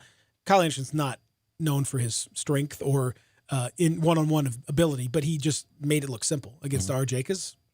He's a pro. I mean, he's a professional player. He's so much stronger already. This Kukoc, my face was because I was trying to remember who the Dream Team made look silly like that, and it was Kukoc. Remember we had all this hype surrounding him and what he was able to do. And he was in his teens, if I'm not mistaken, 18, 19, and they just went out there and Scottie and Michael and the rest of the Dream Team, just because they were so much physically, they were so much more developed than he was. They just pushed him all over the court. Now, that didn't mean that he wasn't going to come over to the NBA and have a pretty good career. That just meant that day, playing against grown men as a teenager, he couldn't keep up. And that's what I think we're seeing with R.J. Hampton. And it is, like you said, to your point, like really good college team play any NBA team. That is what it would become. It would be like, oh, I didn't know this player had great one-on-one ability. He doesn't. Those are just kids he's playing against. And he's been a pro for all of these years. And his body is done growing and developing. And his game is finished and complete. The rest of these guys, the college team and the college kids are still trying to grow and develop and work on their game. Their game's not finished. There's still a plethora of growth for them to do. Oh, I mean, yeah, absolutely. By no means should this be someone's only evaluation of R.J. Hampton. Be like, oh, this kid, he's not very good. Like, that would just be silly. Like, or look at Ja Morant. Ja is so much better than this guy who everybody's fawning over. Like, that's not the appropriate take totally that different. What would Ja have looked like last year at this time if he played, like if you take Ja before he goes to Murray State and like put him in That's 2 years ago, isn't it? 2 years. Yeah, 2 years ago. So let's just say 2 years ago. Or let's say Jaren Jackson before he had his 1 year. Whatever, pick a guy. They would look totally different. It's just you develop a lot in a short amount of time in during those years of your life. The difference between like 14 and 18 is like insane. The difference between like 36 and 40 is like nothing. Yeah. The difference between like 14 and 18 is unbelievable. So, that'll RJ will be a totally different player by the time he rolls around into the lottery, or maybe not lottery. I don't know. We'll see next year. Let's take that break. We'll come back. Lots more to get to as we continue here on the program. Live in the Family Leisure Studios. Peter and CJ with your Real Sports Talk. Sports 56, 96.1, 87.7. Take Sports 56 with you on your phone or tablet. Download our official Sports 56 app today. Check it out. What, this is Sweetgrass? I know, isn't it great? Look at the giant bar and those TVs. They've made a few improvements. This is amazing. I thought Sweetgrass was perfect, but this is even better. Now I know why we haven't been to Sweetgrass in almost a week. I thought that was strange. Yep, they've been busy making the atmosphere here at Sweetgrass even friendlier. And now you can catch a game here too. The menu? Still great food prepared by great chefs. Now it's just even more relaxed. Just when I thought I couldn't love Sweetgrass more, they proved me wrong. You're in charge of hiring, and Indeed has solutions, like online skills tests, which let a candidate show that they're the right hire. We'll also have a dolphin chatter excitedly in front of the perfect candidate. okay, there's no dolphin. But skills tests, that's a for sure. See why independent research by Silk Road shows Indeed delivers 3 times more hires than any other job site. Visit Indeed.com/promo today and get a free sponsored job upgrade on your first posting. Terms, conditions, and exclusions apply.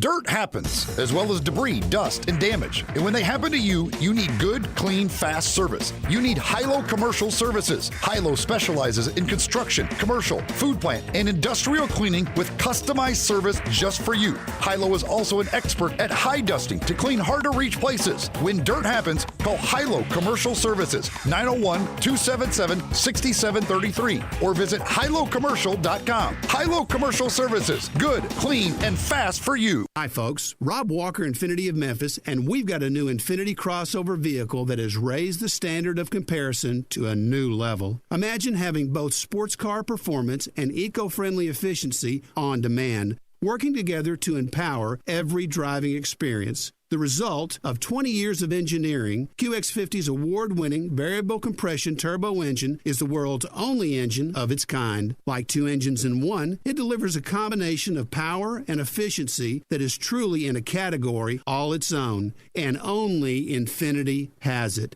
You'll never sacrifice performance for the sake of efficiency again. And QX50 MSRP starts at only $36,550, which is less than its Acura, Audi, and Mercedes competitors. Add to that QX50's award-winning sumptuous interior, and you have the best combination of performance and comfort in the mid-size crossover segment. MSRP excludes destination charge, tax, title, license, and options. Infiniti of Memphis or online at infinityofmemphis.com.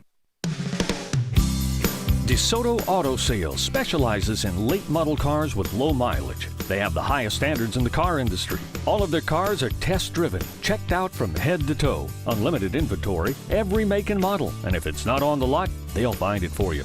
Walk in the door of DeSoto Auto Sales, 5704 Goodman Road. Within 45 minutes, you can test your car, get credit approval, and finish paperwork within an hour. No shortcuts at DeSoto Auto Sales. Kind, courteous employees, a down-home environment. DeSoto Auto Sales cares about your time. Lowest prices in a 350-mile radius. We're living in a world today where time does matter. Visit them online. Check out their referrals. DeSotoAutosales.com.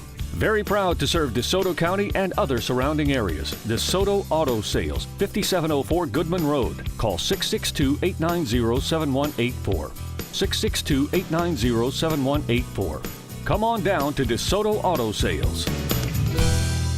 Got something you want to get off your chest? You better have a backup plan. Want to join the conversation? Someone needs to tell him he has to grow up. Join us on the First Bank phone lines at 360-8255 or the First Bank text line at 67129. Welcome back to the Peter Edmiston Experience with CJ Hurt. Here once again are Peter and CJ.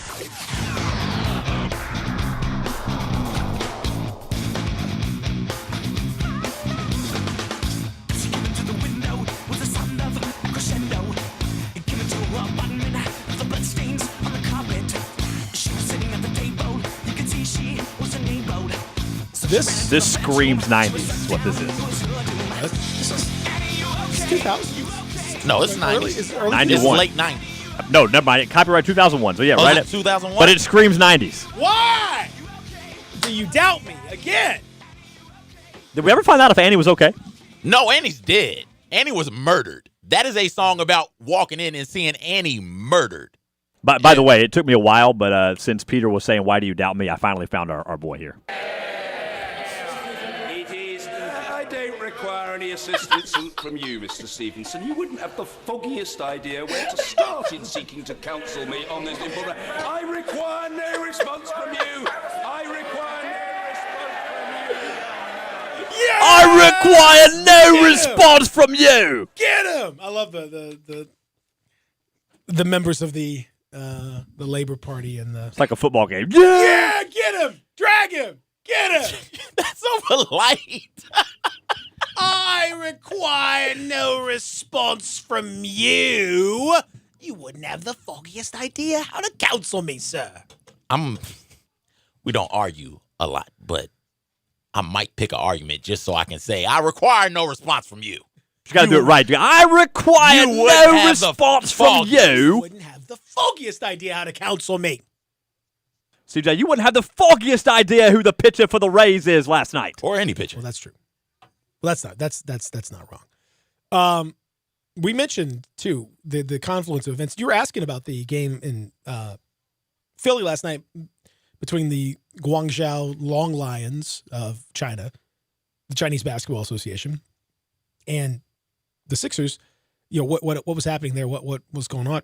Well, one of the interesting things is, and I did not know this till I was digging around a little bit, 2 fans were thrown out of the game because they had signs that said "Free Hong Kong." Here we go. Now they were wearing masks, presumably. Now it could have been they just wanted to. Some people wear masks in public because they want to be safe. Not like superhero masks. No, just like face, surgical masks, basically. But that is also part of the issue in Hong Kong. For those that don't know, is that the government's mandating that you do not wear masks because they've used tear gas, and there's been a lot. The police has used tear gas fairly frequently on protesters, and so citizens have gone to just kind of wearing masks around as a sign of protest, but also protection. That has become itself a crime now, and so wearing the masks in this context probably is a addition to the sign protest. But nonetheless, you're sitting in the United States of America in a NBA arena in Philadelphia, Pennsylvania, with signs that say "Free Hong Kong" and "Free HK," and shirt that says "Free Hong Kong." That's it. As far as I can tell, no one else has claimed that these people did anything else, and they got kicked out of the game. Yeah. Here it is. Here we go. Let's get this started. There was I'm trying to find it. Oops, I'm sorry. I'm trying to find it now. What are you doing? I'm sorry. I require no response from you. Last night, another video game controversy when there was a video game going on. People are streaming. People are watching. The losing team holds up "We stand with" whatever the guy's name is, boycott Blizzard and Free Hong Kong. And so after that, they decided, no more interviews. We're cutting this thing. It's over with. It's done. A lot of people I saw, because Blizzard is the company that makes World of Warcraft. A lot of people are like, nope, I'm deleting this. I'm getting rid of this. And here's why. I don't appreciate you cowering to the Chinese market and to the Chinese regime, so we're going to get rid of it. And now this goes to your point yesterday that you made, Peter, about how what's going to happen when these two markets collide. Because if you appease China, over here, there's going to be an issue. And if you do something to appease the American market, China's going to be an issue. You're going to lose one of these markets. That was my point. And so if you're going to lose one of the markets, you may as well just do what you think is right. And that is pretty much it in a nutshell. We are not going to sit by idly while we, being the American market, not going to sit by idly while you kick people out of games for holding up signs that say we support Hong Kong and wearing the face mask as a sign of protest. We are not going to sit idly by while that happens. And the longer this goes on and the more public it gets and more public attention it gets, those other companies, like you said yesterday, Pete, you said a lot of stuff yesterday that was right. But like you said yesterday, don't inflate his head there, CJ. Come on, now. His head is big enough; he can't grow anymore. You sounded surprised. That was more. I'm terribly surprised by it. But the brighter the light becomes on everybody else over there, so it now becomes a hey, y'all are mad at the NBA, but Nike's over there. Marriott is over there. Your clothes are coming from over there. You're mad about this. You're bugging over this. Well, let's go all the way with it. Let's get and all the way. we because of cancel culture, we tend to go all the way with it. And so this is where something's about to happen. Something major is about to happen in this situation, this dynamic that we have as a society with the Chinese market and the Chinese regime. And it's going to be interesting and fascinating to see how and if the NBA wiggles out of this and finds some sort of common ground, or if it is okay, well, we gotta just stand over here with the American market. I mean, this is where you have it's interesting because this story has created so many strange bedfellows. Because it crosses different lines. There are, lots of people who are extreme right wing and extreme left wing who are both in agreement on this particular issue. It's kind of the ones in the middle actually who are what I would call like the neoliberal types who sort of want to have some element of liberal, but really are more about that dollar and all about the appearance of this stuff more than the actuality of it. And so this is exactly the deal. It was a guy by the name of Sam Wachs of Chestnut Hill and his wife, and said that he and his wife, they are, they live in the United States. I assume that they are from here. I assume they're just good old regular American folks. I don't know if they are or not. Either way, as ticket buyers, and the signs weren't even like super big. Like they're just regular sized signs, just poster board. So it's not like you're distracting someone or like blocking views. Not like it's a whole banner that stretches. No, not like it's a major, like maybe you could say like, oh, okay, the banner's too big, people can't see, you got to put it up. No, like this is like people bring signs to games all the time, and I've never seen them removed for anything that short of like, if someone had like just F, S, whatever, profanity, then sure. But like this wasn't profanity, it just said free Hong Kong. Well, this is a whole different deal. Yeah. Because now if you start to remove signage that is innocuous enough on its face and is supportive of the protests in Hong Kong, even irrespective of whether you personally agree or disagree with the protests in Hong Kong, the fact is that in the United States of America, there has typically been, even in private arenas, which this technically is a private spot where you buy a ticket to be able to go there. It's not as if you're walking around on the street with a free Hong Kong thing. That would be a whole different situation. But even within a building, typically there's always been allowance for you to kind of do whatever you need to do within the realm of possibility. You can't, do anything just super crazy. You can't do anything that's explicit or it's going to hurt somebody. But, there's some leeway there. This goes way beyond that. So we talked about it yesterday. Once you crack this egg, once you get this box open, all kinds of stuff starts to come out. And this is one of those all kinds of stuff sort of thing. I didn't even think about, something like this. But now if the Sixers step in to try to maintain and continue a good relationship with China, or the NBA is mandating that teams be extra cautious about this sort of thing in signage and support and all that stuff, now you have a massive problem on your hands. Because that becomes a direct attack on the perception of free speech. It isn't exactly First Amendment material. It isn't exactly free speech because free speech is dictated within a public realm, and being a private situation and a ticket buying, a license and all that stuff, there are limitations as to what you can and can't do. So this is not a strictly First Amendment issue per se, but it gets to the heart of what the First Amendment's all about and what it's traditionally been allowed. And this doesn't feel like an American deal, at least the America that you are traditionally familiar with. I'm looking at the sign now. I guess it's the most innocuous sign in history. Like there's almost just like printer paper size. Yeah, like it is not it's big nothing at all. No. And it's like handmade, and it's not professional at all, and No. it's just like This thing is coming over here. yeah. It's getting problematic. We've burned Nike's paraphernalia for far less than this.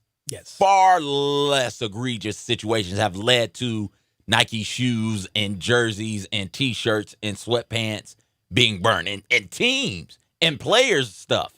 Like, far less has happened. All LeBron did was say, I'm taking my talents to South Beach, and Cleveland couldn't wait to burn his jersey. Like, what's going to happen when people do more research and dig deeper into this thing and become aware of what's going on over there in China? If you are not just the NBA, but if you are one of these companies that has a major market over in China, what's going to happen? This is it. This is where the two are going to collide. You're going to lose money. Because I don't see a common ground. I don't see a way for you to both people on all sides this particular thing. So if that is the case, you may as well do what is right. If you're going to lose money doing what's right. And what is right is standing on the side of freedom and free expression and standing up to a regime that has done a lot of oppression, a lot of human rights violations, from making it to where you forced abortions. You can only have one kid. You can only have two kids. And if you do, you got to pay this ridiculous fine or your kid is not a citizen. From that to what they're doing now with the concentration camps and rounding up Muslims and putting them in camps to what's going on with the protesters in Hong Kong. There's a lot of human rights violations going on in China. So if you're losing money anyway, on top of the fact that you got billions, you got a lot of money, you got almost all of the money, do what is right and take a stand for something other than money. Well, again, as we said before, if you put your faith in corporations to do the right thing, you will inevitably be disappointed. Yep. That is not their job. If corporations are people, as that is sort of the legal definition of, they are given personhood to some extent in order to, they are their own separate person, and that person is then liable for stuff, but that person is separate from the people that make up the corporation. That's sort of been the thing, is like, oh, they're technically to be considered. If that is how you want to treat them, then understand that person that we have created is a sociopath. Yes. That person has no emotional connection. Mm-hmm. As only one desire. That is to make money and to continue and thrive and exist, and that's it. So if you want to call it a person, then that person is a sociopath, and you probably shouldn't put your faith in a sociopath. And what do we do with sociopaths? We don't tend to like them. We tend to be a little wary of them. Yeah. I mean, some people they're it's not like they're all bad, but some people just literally don't. That's just a. Well, I mean, I saw the Joker, so I'm thinking something different. What do you do with sociopaths who have committed crime? Oh yeah. Well, yeah, that's a whole different deal, obviously. But that's what I'm saying. We if you put your faith in a corporation to do what's right because it's right, you will always fail. Mm-hmm. If you put your faith in a corporation to do what's right when it's expedient to do so, then sometimes those two things will work out. It'll just so happen that the corporation does something right because it was the right thing for them to do monetarily. That's why protests matter. Protests force that hand. And then we're dangerously sort of close to like, that. Oh, we're actually doing no. That's a happy convenience, but it isn't there. You know, like you said, doing the right thing because it's the right thing, that will never happen. Mm-hmm. The closest thing you can get to it is doing the right thing because the right thing happens to also coincide with the economically expedient thing. Mm-hmm. But in this case, there's some question as to what is the actual economic expedient. Is the market and growing market in China more of a, it's the continued growth of the NBA, which really relies upon, we see the salary cap go up year on year. Well, a lot of this because of international growth.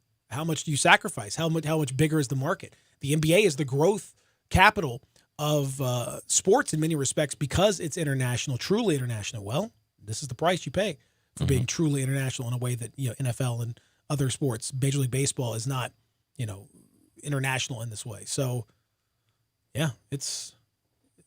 But when it comes over here and when you see these, that's when it's a real problem for a lot more people who may have just kind of put it on the sideline. You can't put it on the sideline anymore when you see a sign in an NBA arena in the United States of America in Philadelphia that's very innocuous and would never ordinarily be even noticed, really. Mm-hmm. People be kicked out as a result of it. Big problem. So many things that you can do also, like not pit them up, not show the sign, not talk about it. I mean, that would be bad enough. And but we wouldn't know about it. Because that's how small the sign is. Like, we wouldn't know about it if you just left it alone. But they are so aware. And that Chinese team is there and looking around. They are hyper aware of what is going on. If that got back to China, it would be a whole nother thing for them to use to say, hey, we're going to ban the NBA. Let's see. Every day, something different. Yeah. This is one tweet from Daryl Morey. Just set all of this off, baby. It's a discussion that needs to happen. Honestly, this would have come to light some way or another. It just so happened that this was the way, and this is the time. We'll see. Let's take that break. Come back. Lots more to get to. Sports 56, 96.1, 87.7. Sports 56 now has 2 FM homes. You can now find real sports talk on 96.1 as well as 87.7 on your FM dial.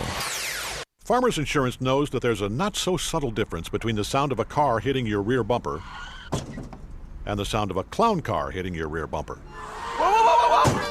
Sorry about that. We call that a 3-ring fender bender, and we covered it. Talk to a farmer's agent. They know a thing or two because they've seen a thing or two.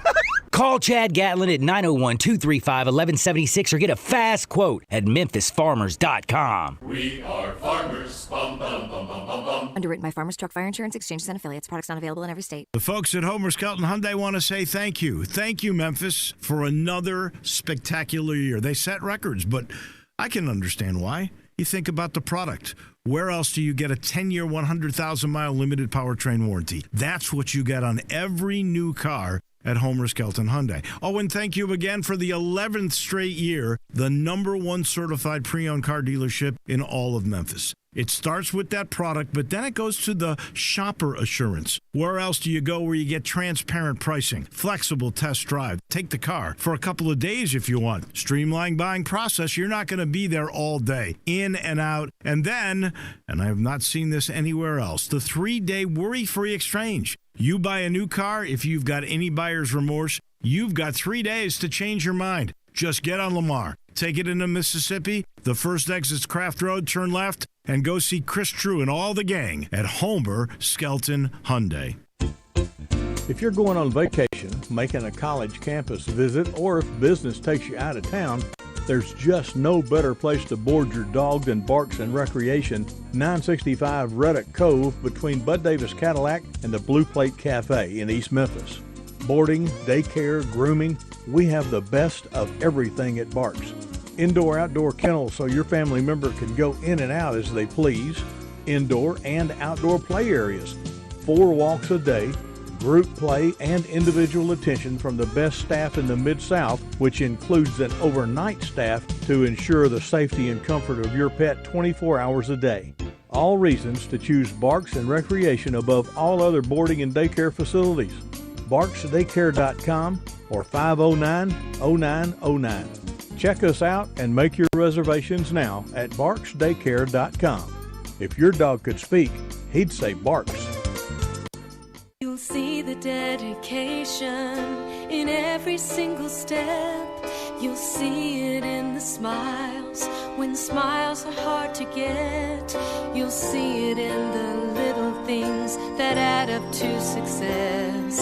The caring and passion are the things that we love best. Wolf Chase Limb Brace is your Mid-South provider for orthotics and prosthetics. They are an ABC accredited facility and their practitioners are ABC certified. At Wolf Chase Limb Brace, their services include artificial limbs, legs and arms, braces of all kinds, and custom molded inserts. You can call them today at 901-507-7821 for their location on Highway 64 in between Germantown Parkway and Appling Road, or visit them at their new location in Jackson, Tennessee. That number is 731-660-5900, or visit them on the web at wolfchaselimbembrace.com. Dedicated our life to yours. Wolf Chase Limb and Brace.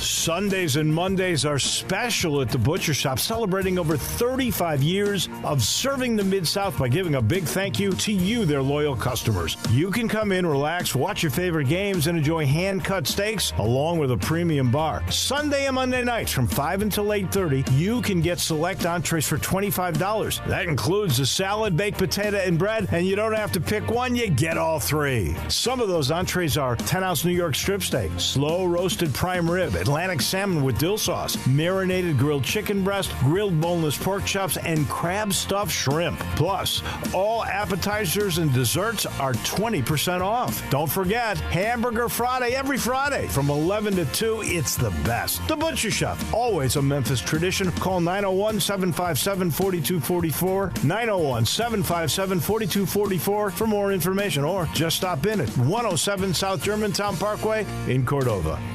Hewlett & Dunn, nestled on Old Town Square in Collierville, has 4,000 square feet of the largest boot selection in 200 miles. International boot legends Luke Casey, Double H, Red Wing, Ariat, Justin, and Tony Lama. Hewlett & Dunn has rubber hunting boots by Dry Shod and recently has expanded the selection of safety work boots. Filson Hunting Gear, biggest selection in 3 states, and now carrying Duckhead. Western wear, hunting attire, jeans, belts, hats, and more at 111 North Center Street, Collierville on Old Town Square. You need to stop by Hewlett & Dunn? You bet your boots.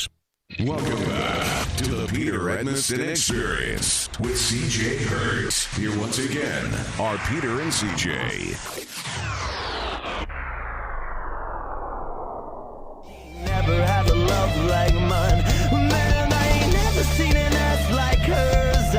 If my mouth had me lost for words, I told her back it up like burp, burp. I made that ass jump like chirp, chirp. And that's when she... This is very borderline on this one.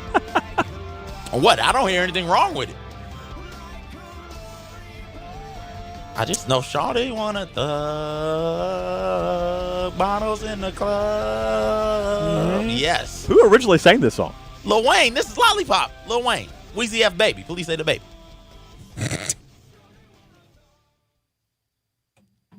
What? What? That's what he says. Well, I don't know if we're still saying the baby, but we were still saying the baby. I know exactly what you're talking about. You do? Uh-huh. All right. I don't like it. What do you mean you don't like Lollipop? Well, actually, let me rephrase that. I like it. Okay. But we talked about context, right? I don't like it in this context, but Yeah. I require Oh, 67129 on the text line. 67129 on the text line. Texter about the Grizzlies says they can win 20 games this year, and I wouldn't care as long as they give me hope for next year. Well, there you go. Texter says Grizzlies won 25 games at most this year. I think that's. I mean, again, as long as you go into, I want. All I'm saying on this whole Grizzlies situation, CJ, is I just want people to go in with a clear mind and understanding what the situation is. Mm-hmm. I don't want people to think that this team's going to sneak into like 35 wins or something. That's all I'm saying. So as long as you know, because it's one thing to say it. I've lived through these years. It's one thing to say it in October or in the summer. Hey, we're going to lose a lot of games. Hey, we're going to be bad, but hey. But I'm telling you, once you start watching them lose like 4, 5, 6, 8 in a row, getting beat by 20, 15, a scrappy 5-point loss, then a 25-point blow. Once you see it it has a tendency to kind of hurt you. You lose that long view a little bit. You're like, oh, it's a little so. But have you seen it with this type of hope around, with this type of young talent? Because I think that was a part of the frustration also, that's true. and that is that's true. That there would not only are we bad, but there's no hope on the horizon, so we may as well try and get that's true. Good, try and win some games now. That's a fair point, and we'll see how it goes. I just, like I said, I feel like it's my responsibility, my duty, so to speak, to just be like, look, let's just keep it real here, and that's all. There will continue to be, there is already, and will continue to be hope. So yeah, no, you're all there. Texter says, just tuning in, Peter. What's your early thoughts on the chemistry between Ja and Jaren? Looks good. Everything looks good between them so far. They play well off each other. They genuinely like each other, get along really well. Jaren is younger than Ja, which again is still kind of crazy to me. But they had the alley-oop right out of the gate in the game last night. I think it's a very perfect fit. Good. Well, before we go to break, let's talk about Third and Court. It's breakfast time. I tell you all the time about their milkshakes. Tell you all the time about the delicious soups and the Dunk Sammys. Again, loaded grilled cheese Sammy is outstanding. But they do breakfast also. You get the standard, the 2 eggs, any style, your choice of protein, bacon, sausage, whatever you like, fingerling potatoes, wheat berry toast, or a biscuit for $10. I guess pretty good deal, man. You can also get you some of those pound cake French toast sticks, which is outstanding. The buttermilk short stack.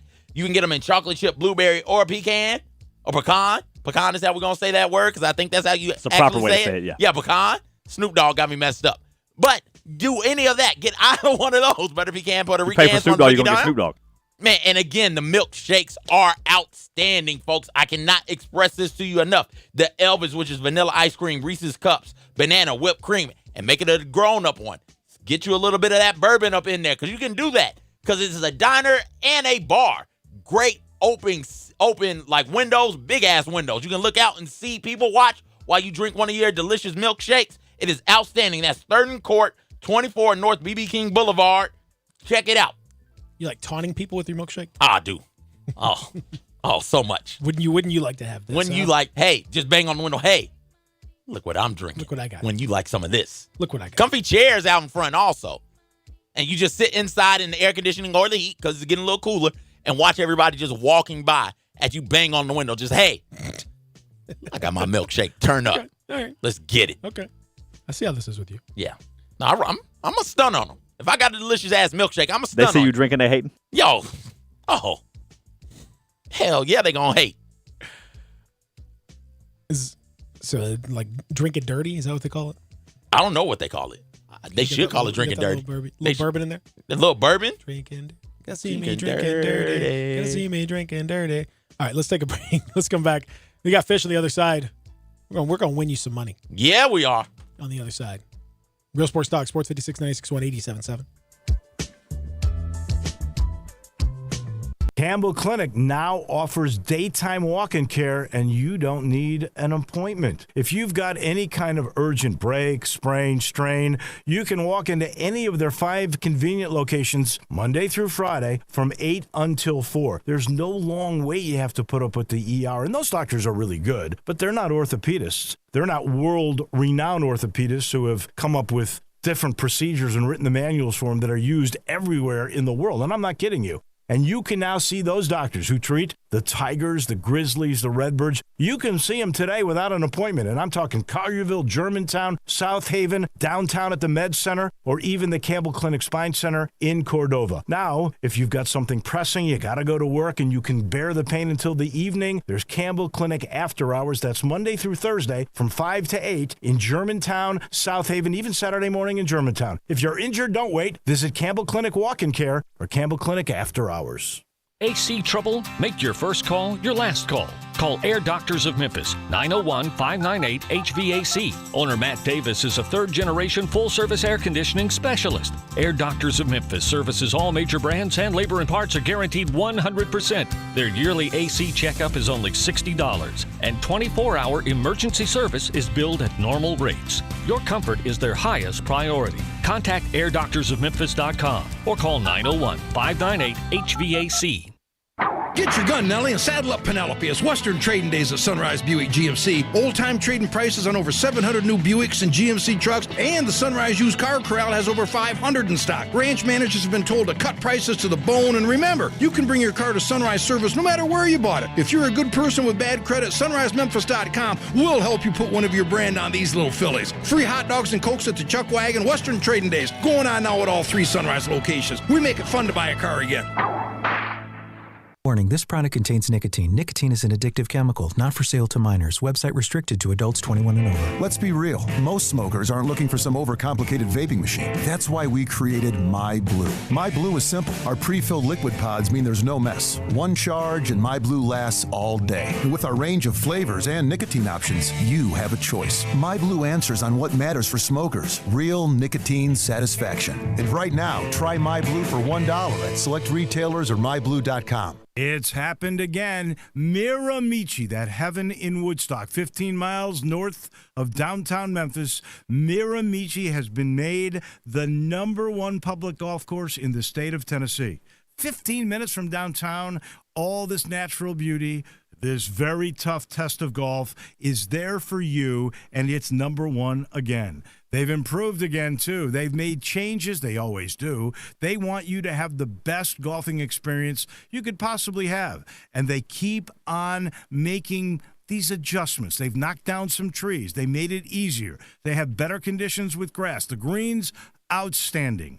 And once again, they are #1. I also should tell you they've got new golf carts, and they've got these cool little things where you hook up your phone, it'll charge, and at the same time, you've got GPS on your phone. all kinds of innovation and a world-class golfing experience at Miramichi in Woodstock.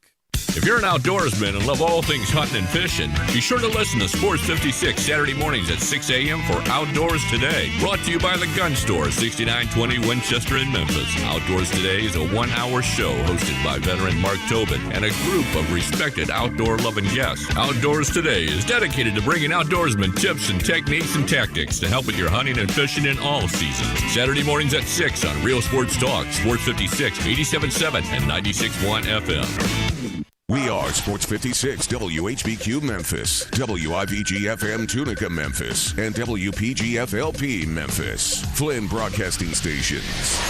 Welcome back to the Peter Edmiston Experience with CJ Hurt. This hour is brought to you by Acura of Memphis. Here once again are Peter and CJ. Attention. And I promised myself that I'd do anything at all for them to notice me. But I ain't complaining, we all wanna be famous. So go ahead and say what you wanna say. You don't know what it's like to be nameless, won't even know what your name is. When I was younger, I would say, when I grow up, I wanna be famous, I wanna be okay. smart, I wanna be movie. When I grow up, just wait for that thing to hit. Oh, it's hitting now. It's hitting. Hour number 3, hitting it, getting it, and hitting it. That's the theme of hour number 3. Getting it, meaning we're going to get you some money here, and hitting it means I don't know what that means actually, but we'll figure that out. Something will come up, and that will be appropriate, and that's what it's all about right here. I'm Peter. He's CJ. That's Austin, and joining us now to help with the first part of that phrase is the man himself. He is on Twitter at TheFishNation. You can see him coming up soon enough on the Grizzlies television broadcasts, although you guys have taken a powder for the first 2 preseason games. So people but that's it. Yeah, now you're on Monday you're all ready to roll? Next 85, man, on Fox Sports Southeast. There you go. Are you ready? No. That, by the way, is I should introduce Rob. That's Rob Fisher, by the way. Just FYI. You're not ready? No, I'll be ready by Monday. No, Okay. I'm about as ready as I've ever been. So I'm good to go. Good to go. You've been you and I have chatted a good bit at these games, seen what's going on. Before we talk about the actual the college football and get some picks in, because you've been doing quite well for yourself, sir. It's Locktober, Peter. Ooh, I love Locktober, my favorite month of the year. Documented 10-1 last week. Documented. CJ is a documented 9-23-1 right now against the spread for the season. That's hard to do. That's impressive. I told everyone to fade CJ. If you faded CJ, you would be winning 70% of the time, which there is not a service out there that's going to give you 70% winner. I mean, that is the best service in America is betting against CJ. So I will stand by that. That's documented. But before we do that, what was any quick thoughts about last night and about what you've seen so far from your Memphis Grizzlies? I don't know. I mean, I think you hit it on the head with your tweet last night. Last night was kind of indicative of what we're going to see this year. Yeah. You know, that's what I thought. A lot of excitement, but a lot of mistakes. That's one of the things that kind of stuck out to me last night, and it's very small, but having a young team, little mistakes that transition to the NBA. Like last night, Ja Morant, after a made basket, grabbed the ball and tried to throw it to one of the other players on the other team, and he threw it away, and he got a delay of game call, and he looked at Michael Smith, and he said, yeah, but I tried to throw it to the guy, and Michael Smith said, you can't touch it. Just can't touch the ball. And he's like, oh, really?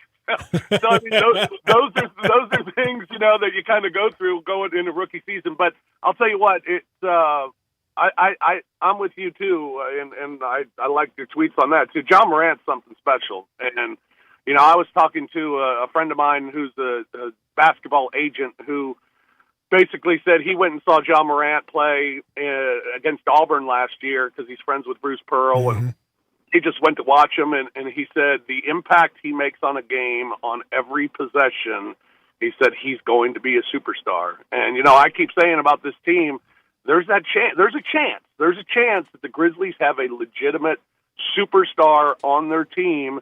And we know we've had some great players and we've had some star players, but we've never had a legit superstar player. And that to me is as exciting as it can get. That could be game changing. It could be franchise changing, and I think he's got that sort of potential.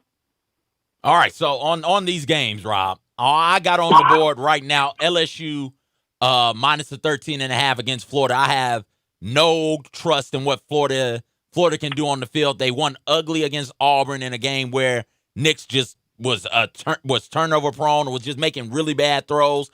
That win over Miami doesn't look as good now, and even that was an ugly win as well. Florida, I do believe, is on the road at LSU minus 13.5. Tell me I'm gonna get this one right. Well, I'll tell you what, Florida kind of reminds me of my St. Louis Cardinals. They just keep winning, yet I don't know how good they are.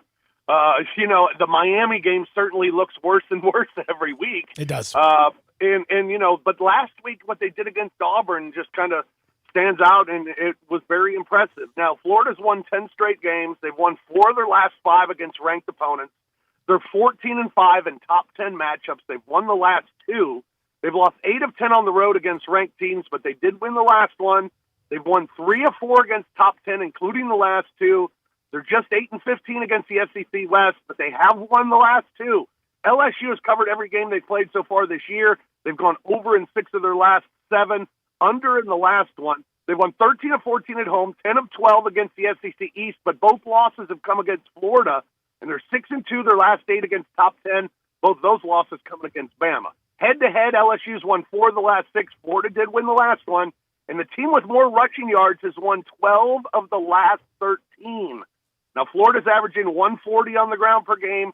LSU's averaging 155 per game on the ground. Now, Florida's covered the last 2 in the matchup as well. I think LSU for sure straight up. The trends would tell you Florida's probably the play plus the 12.5.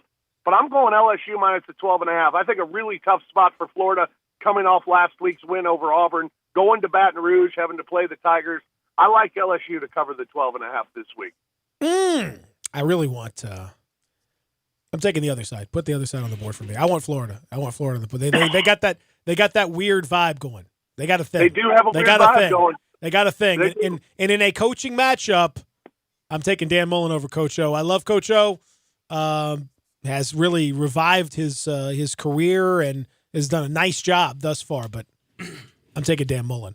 I was surprised that Florida was able to score as much as they did against Florida, and if they can score, if you can get 20 points against LSU, I think they'd be in pretty good shape to cover the spread. And but LSU's offense has been so dynamic, but Florida's defense was so impressive last week. Can they do it for a second week in a row? I just think it's a really tough spot for the Gators. There is a sports radio host who is on the roof of a Knoxville area car dealership right now. Yeah. And he is camping out, glamping, they say, because there's a little glamour in there. He's he's got some tents and he's got a cooler and a bucket, and they let him come down and download some shows on the Wi-Fi and good. Go back upstairs a little bit. But he's up there for them. I mean, he's up there like he sleep up there and all that stuff, and it's loud and everything else. He's up there until Tennessee wins a game. They got this game this weekend at home against Mississippi State. If they don't win that one, could be up there for a while because Alabama is next. They ain't winning that one. South Carolina, we'll see. But my man's going to be up there for at least 2 more weeks if he's not up, down after Saturday's game. So Mississippi State, a 7-point favorite on the road at Tennessee. Does my man come down, or is Mississippi State going to win? Does Tennessee cover? He doesn't come down. I mean, he could be there till September, which would be very dangerous. Yes. Yeah, at some point we got to bring my man down. If the season's over, we talked about this yesterday. Does he have to stay up all through the holidays? Like, I mean, that's a real dangerous kind of deal right there. I don't know. It's a weird number because Mississippi State's been a weird team. Yeah. I don't know how good or how bad Mississippi State is, and it surprises me that they're that big of a road favorite at Neyland Stadium. Tennessee. Jeremy Pruitt said it was the best overall game they've played. I'd disagree with that. I'd say it was the best quarter that they've played by far. I mean, they looked like a team that could compete and play and beat average football teams, which they haven't done this year. Now, was it an emotional letdown? Can they come back again this week? This is a big spot here for Tennessee because, like you said, you don't know where a win's going to come, especially a conference win's going to come at this point. Now, Mississippi State has won 7 of their last 11 against SEC East teams, and all 7 of those wins have come by double digits. And Tennessee's numbers against the spread are just awful. 0-4 against the spread on the year, 3-14 their last 17 at home against the spread, 1-8 against the spread their last 9 at home against SEC opponents, 1-8 against the spread at home following SEC games over the last 9. They have lost 16 of 17 against the SEC West. But head-to-head, Tennessee has won 6 of the last 7. They did lose the last one. The series has gone over in 4 of the last 5. And in the 7 games against State, Tennessee has averaged 38.3 points per game against Mississippi State. I would say the trends would tell you probably to go Mississippi State.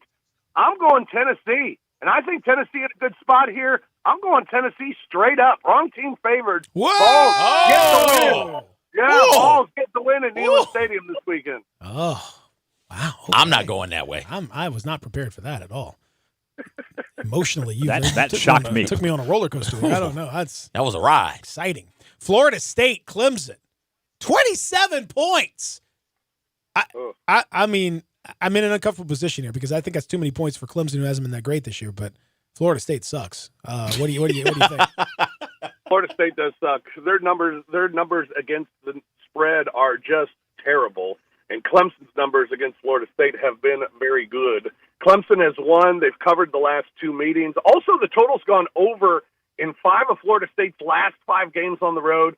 Total's gone over in 4 of Florida State's last 5 on the road against Clemson as well. As I said, Clemson has won and covered the last 2 meetings. Florida State has been awful against the spread the last 3 years. Clemson's the play here. I don't care how big the number is. I like Clemson. Also like the over in this ballgame. You want to put that on there? I'll let you know if I want to put something all right, on. I'm sorry. I'm just you don't need asking. to stop I'm it. just asking. I'll let you know. I'm just okay. Red River Showdown. Almost at the other name. Red River Showdown. Shootout? Like, listen. In the context of a football, this is so silly. I think that's ridiculous. Yeah, it's a shootout. It's like saying you can't say cocktail party. Like, come on, what are we talking about? Well, that's because cocktail party is being copyrighted or something like that, isn't it? No. Okay. They don't want to encourage drinking or something. I don't know. Oh, well, that is just silly. Yeah. Red River Showdown, Oklahoma, Texas. Jalen Hurts says, I played in the Iron Bowl. I'll be okay. Some random Texas player, I don't know his name, probably really good, though, says, you ain't ever played Texas. Johnny Texas was his name. Johnny Texas says Texas is much more physical than anything you've ever seen, that you're not ready for it. That's false. Oklahoma, well, I'm just telling you what Johnny Texas said. Oklahoma, 11-point favorite. Is that too many points? Too many points. Oklahoma has covered 5 of their last 7 games. They did not cover last week against Kansas. Really kind of a letdown game last week against the Jayhawks. I mean, who would have expected Kansas to go 98 yards on a drive? Certainly let me down. I'll tell you what, having Texas in the first half, or having Oklahoma in the first half last week, that was a downer. Yep. Going down 7-0 after a 98-yard drive. But Oklahoma's been good. They've been a covering machine with the exception of last week. But Texas has been a covering machine. 6-1 against the spread their last 7 against Oklahoma. And Tom Herman win a dog against ranked teams. 13-4 against the spread, including 10 outright wins. Texas is the play. 2 of the last 3 have actually gone under in this series. I don't necessarily like that because you could see a shootout with both these teams. I like Texas plus the points. Too many points to give the Longhorns in this matchup. Texas plus the points. I'm going to put Oklahoma on the board, though. Good. You go Oklahoma. I feel much better. That's very, very strong. Did y'all inform Rob of his record so far? CJ's record? Yes, we did. Oh, okay. Yes, but this one is going to hit. This one, I'm definitely getting this one right. Last week reeked of a team that was looking ahead to a much bigger game. I'm talking about Texas Oklahoma. Is good though. Oklahoma's better. Yeah, but 11 points better. We'll see. I may go on the other side, but I don't want this to be just a head-to-head week. You just want to win. If you want to win, I should. You would. That would be the smart thing to do. Yes, right? Obviously. One I want to put on the board. I think Missouri minus the 12 hosting Ole Miss. I love this game. I just think Ole Miss. Austin, am I wrong in saying Ole Miss just kind of not great? They're average at best. At best, okay. I think Missouri is slightly better than that. And as long as Kelly Bryant is healthy, and I think we're okay there. Is that right? Are we good there? Everything seems okay? Kelly, Ole Miss has a chance. That's all I'm saying. Oh, okay. Well, John Rice Plumlee's been amazing. John Rice Plumlee's given them a chance in the games that they played, and they dominated Vanderbilt last week. This number has jumped from 8.5 all the way up to 12.5 now. But Ole Miss numbers are still not very good. 1-7 against the spread as an underdog, although they did cover the last one. That was against Alabama. 1-6 against the spread against winning teams. They did cover the last one. 10-18 against the spread the last 3 years. 3-8 against the spread their last 11 against the SEC, but they have covered the last 3. Mizzou, meanwhile, also good numbers against the spread. 3-1 against the spread on the season. 11-3 against the spread at home, including covering their last 5. They're 7-9 straight up against the SEC West. They've gone under in their last 7 at home, under in 8 of their last 10 overall. Ole Miss, 6 of their last 8 have gone under as well. Under a big play, under the 56, big play here. But also Mizzou head-to-head, 6-1 against Ole Miss. They've won 5 straight. And in those 7 games, Ole Miss has scored more than 14 points just one time. Mizzou's been a covering machine at home. I'm taking Mizzou, minus the 12.5. Speaking of teams looking to get both. teams looking to get a conference win, Arkansas. Oh God! They've got. I love that. Next question. That is the proper response. So Houston and Cincinnati got a football game as well this weekend. Oh, God. Cincinnati is minus 7.5 there. Newly We ranked can do Cincinnati. we can do Are you Arkansas. sure? Arkansas. Go Are back to you Arkansas. sure? No, that was good. Go That, back to I Arkansas. was like, oh God, I didn't mean to offend his sensibilities. No. Can they get something done against Kentucky? I don't think so. And, I don't have a lot of faith in Kentucky either right now, the way that they've played the last couple of weeks. But I do have more faith in Kentucky than I do Arkansas. Arkansas has lost 13 straight against the SEC teams, 6 straight on the road against the SEC. Kentucky has won 8 of their last 10 at home. They've covered their last 3 at home. They're just 4-11 against the spread as a favorite, but they have covered their last 2. 2-11 straight up against the SEC West, with both wins coming against Mississippi State. Now, Arkansas, 5 of their last 6 have gone under. 5 of their last 6 on the road have gone under. And Kentucky, meanwhile, over in their last 5 at home, over in 6 of their last 8, but they have gone under in the last 2. Head-to-head, Kentucky has won 2 of the last 3. I like the under. I like Kentucky minus the 7.5. They've been on a little bit of a roll covering, especially as a favorite and especially at home. Kentucky minus the 7.5 over Arkansas. Arkansas is no good. They're terrible. Arkansas is no I good. can't believe the number's that low. It's a suspicious Arkansas. You know what? Arkansas looked a little feisty. I'm just telling you, they're a little feisty against Texas A&M. There's a little something there. They found a little something with Ben Hicks. Could have maybe should have won that game. Tigers at Temple. Rawr. Yeah. 6-point favorite. That number has jumped a little bit. Temple has had a pretty good year, Fish, and a notable win. The Maryland win was very notable. They've played well, been pretty good against the number, but so have the Tigers this year, including last week with a nice little sneaky cover, a game that they probably didn't play all that well in, and they still covered, as you know the old saying, good teams win, great teams cover. That's very true of the Tigers in this case. Do they cover again? It's going to be a tough spot here for the Tigers. They are 4-0 against the spread this year, 8-3 against the spread in their last 11. But as a 3.5 to 10-point favorite, just 19-35 against the spread. Now, straight-up numbers are good. 10-2 when they play in NFL stadiums. They'll be playing in Lincoln Financial Field. And 9-1 their last 10 against Bird mascots. Yeah. I was waiting for that. Bird. That's right. I forgot about the Bird mascots. Yep. Yeah, only loss coming to Temple back in 2015. Now, meanwhile, Temple 16-6 against the spread as a home dog of 3.5 to 7 points. And 6-1 against the spread, their last 7 at home. Head-to-head, these teams are 2-2. But in the last 3 games, Memphis has just 3 offensive touchdowns in the last 3 meetings. Temple's defense is very stout. I like Memphis to win the game straight up, but win it by a field goal. Temple gets the cover. Does anybody in the Big Ten know how to score touchdowns? Should I just be taking the under in all Ohio of these? State. Well, outside of Ohio State and Penn State. And Wisconsin. Wisconsin. Wisconsin only against Michigan. Like, Wisconsin hadn't They scored some against touchdowns. against conference teams like Northwestern. They didn't do that well. So it's just Michigan. I'm not counting Wisconsin. So Ohio State, Penn State, everybody else. Should I just be taking the under, like Minnesota, Nebraska, Iowa, or Michigan, Illinois? Should I just take those unders? The under in Michigan, Illinois, I like a lot. And what was the other one that Nebraska, you mentioned? Minnesota. Let's see. Under 49.5. Let me find Nebraska, Minnesota for you. That one's way down on my list, CJ. CJ loves to find. Yes. Actually, Nebraska, Minnesota, the over seems to be the play. It's gone over in 8 of Nebraska's last 9 on the road and over in 5 of the last 6 meetings between these two teams. So over for Nebraska, Minnesota, but under for Michigan, Illinois. Okay. All right. So I think that is – there's a game this one I hope got a little bit of love from you, Fish. I don't know if it did or not. Because we don't check before the show. So we're just having fun out here. But I'm intrigued by it. The late game, very late game. Hawaii at Boise. Boise, I don't think Boise's going to necessarily lose the rest of the season. Doesn't look like it anyway. But Hawaii's been sneaky good, and they're fun to watch. And their quarterback is a real bro who's slinging it out there, slinging them hash browns, big baby. Kahuna hash browns, all over the place. Big Kahuna hash browns sound delicious. So I think Hawaii. It's 11.5 is the number. That's gone down a little bit. I think Hawaii's got a chance here, Fish, to at least cover and maybe sneak out a win. But I would say at least cover.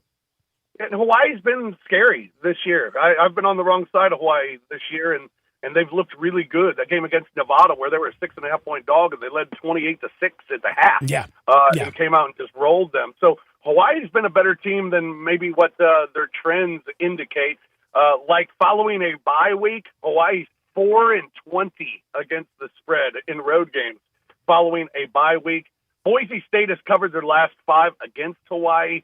Boise State's the play as far as the numbers are concerned, but Hawaii's one of those tricky teams that I don't like it. I'd probably stay away from this one this week. It's the old stay away. Okay, all right, noted. But the trends would tell you Boise. Okay, trends will tell you. All right, Don't stay away. That's Peter's favorite game to play right there. I love to go right and start banging on that hornet's nest. So I have no problem with that. Notre Dame, USC, a classic old school cross country rivalry with the legends of the game, like O.J. Simpson, who used to come run on. up and what? I don't know. All of the players. You go Ron there. Powless and O.J. Simpson, God. the legends who have played for these two teams. Incredible, those Mantag Te'o. There we go. All right, here we go. And his That's, girlfriend. Yes. Tremendous. One man searching for the killer, the other searching for a girlfriend. Come on, Who will man. find? Come Who will on. find them first? Who can say? Come on. Anyway, Notre You couldn't Dame go Marcus minus Allen. 11. Against You didn't want to go USC. Keyshawn? Nope. Oh, God. That's the one. Yeah, that's right. Sam Darnold. Anyway, Notre Dame, 11-point favorite at home against a interesting and I can't quite tell with USC. Fish, what do you say?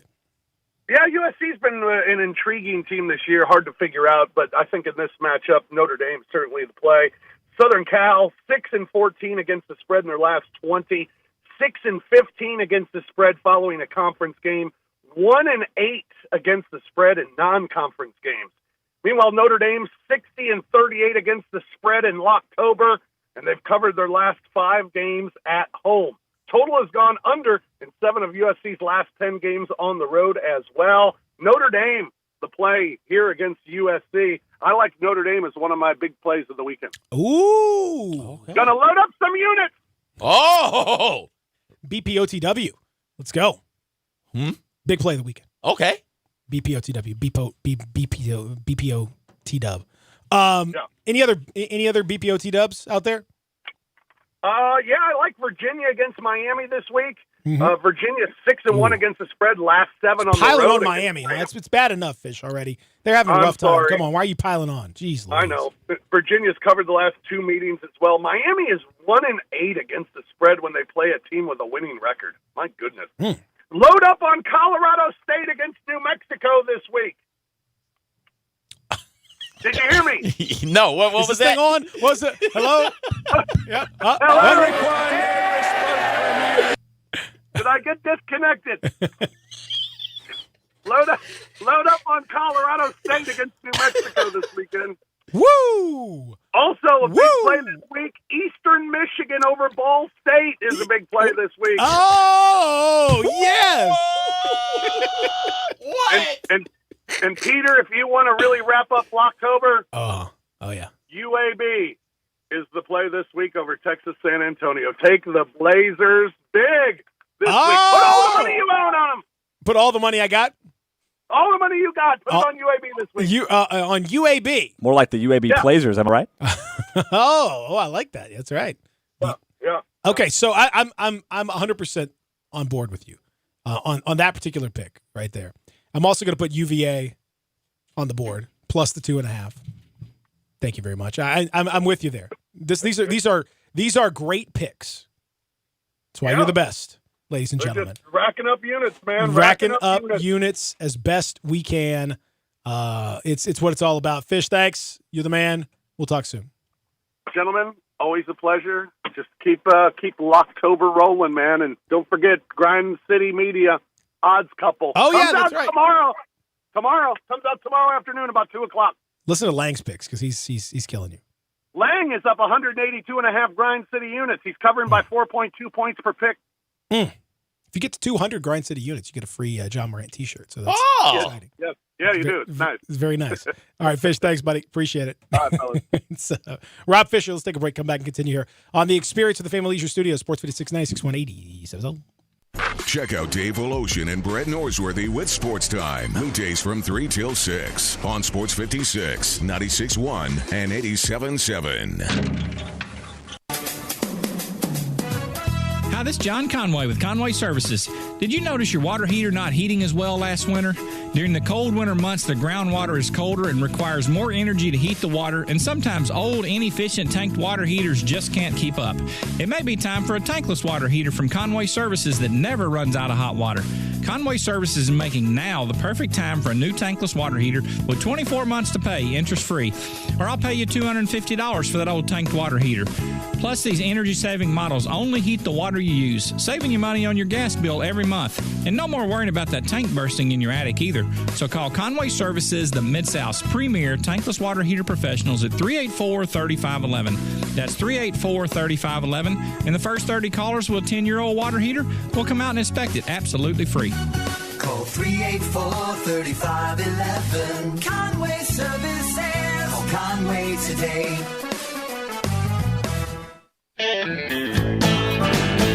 Hi, this is Troy Five Ash, owner of Five Ash Roofing. If you're in need of a roof, there's no better place to start than Five Ash Roofing. No matter what your situation is, we have you covered. We can walk you through the insurance process without committing fraud like many of my competitors. You'd be surprised how many times salesmen and contractors will manufacture storm damage just so they can get a sale. We do residential, multifamily, and commercial work. We're certified in every form of roofing we offer. Our labor warranties are for the life of the shingle, and we don't charge extra for that. And to my knowledge, there's no other roofing company in Memphis offering that level of security. And if that's not enough, we offer a best price guarantee.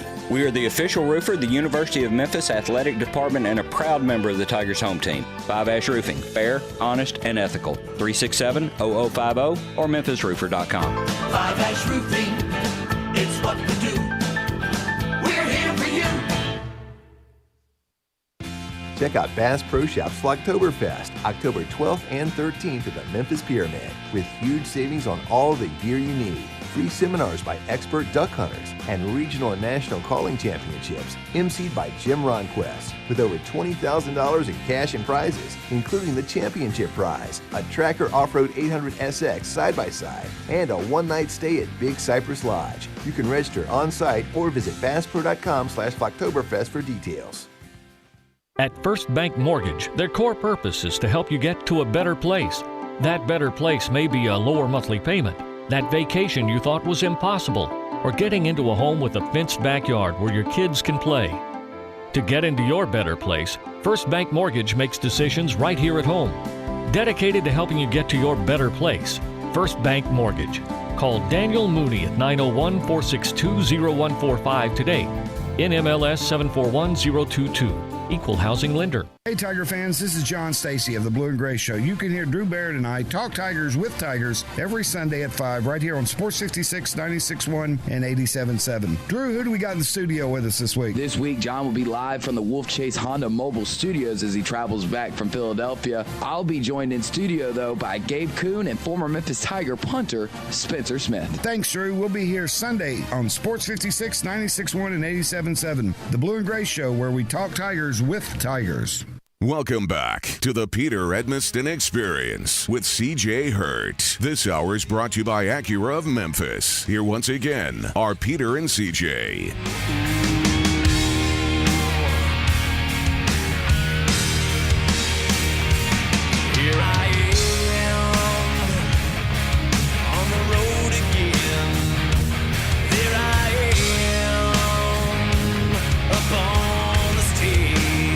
All right, so for those of you that want to know, it's a great cover, by the way. For those of you that want to know where CJ's at right now, 9-23-1. Yeah. Against the Fantastic. spread. Yeah. I mean, as I said, if you faded CJ, you are just rolling in money. Literally, you could just be pouring money out onto your ground as you're rolling, swimming in it.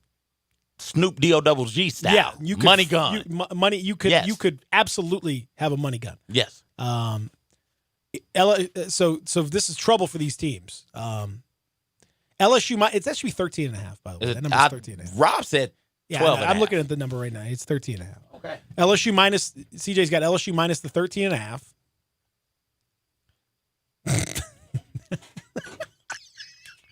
There we go.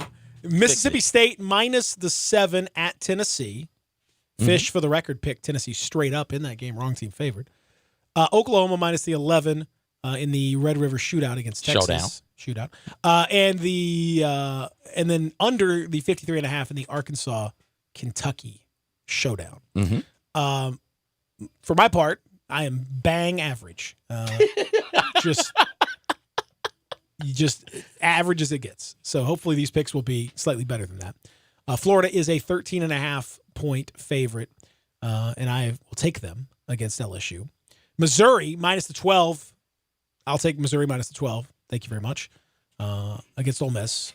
Just do not. Just don't trust Ole Miss. Don't. John Rice Plumlee has been good, and that's helped Ole Miss, but I don't trust their defense. I think things can get a little out of hand, get a little sideways up in Columbia, and I think that's going to be a big number right there.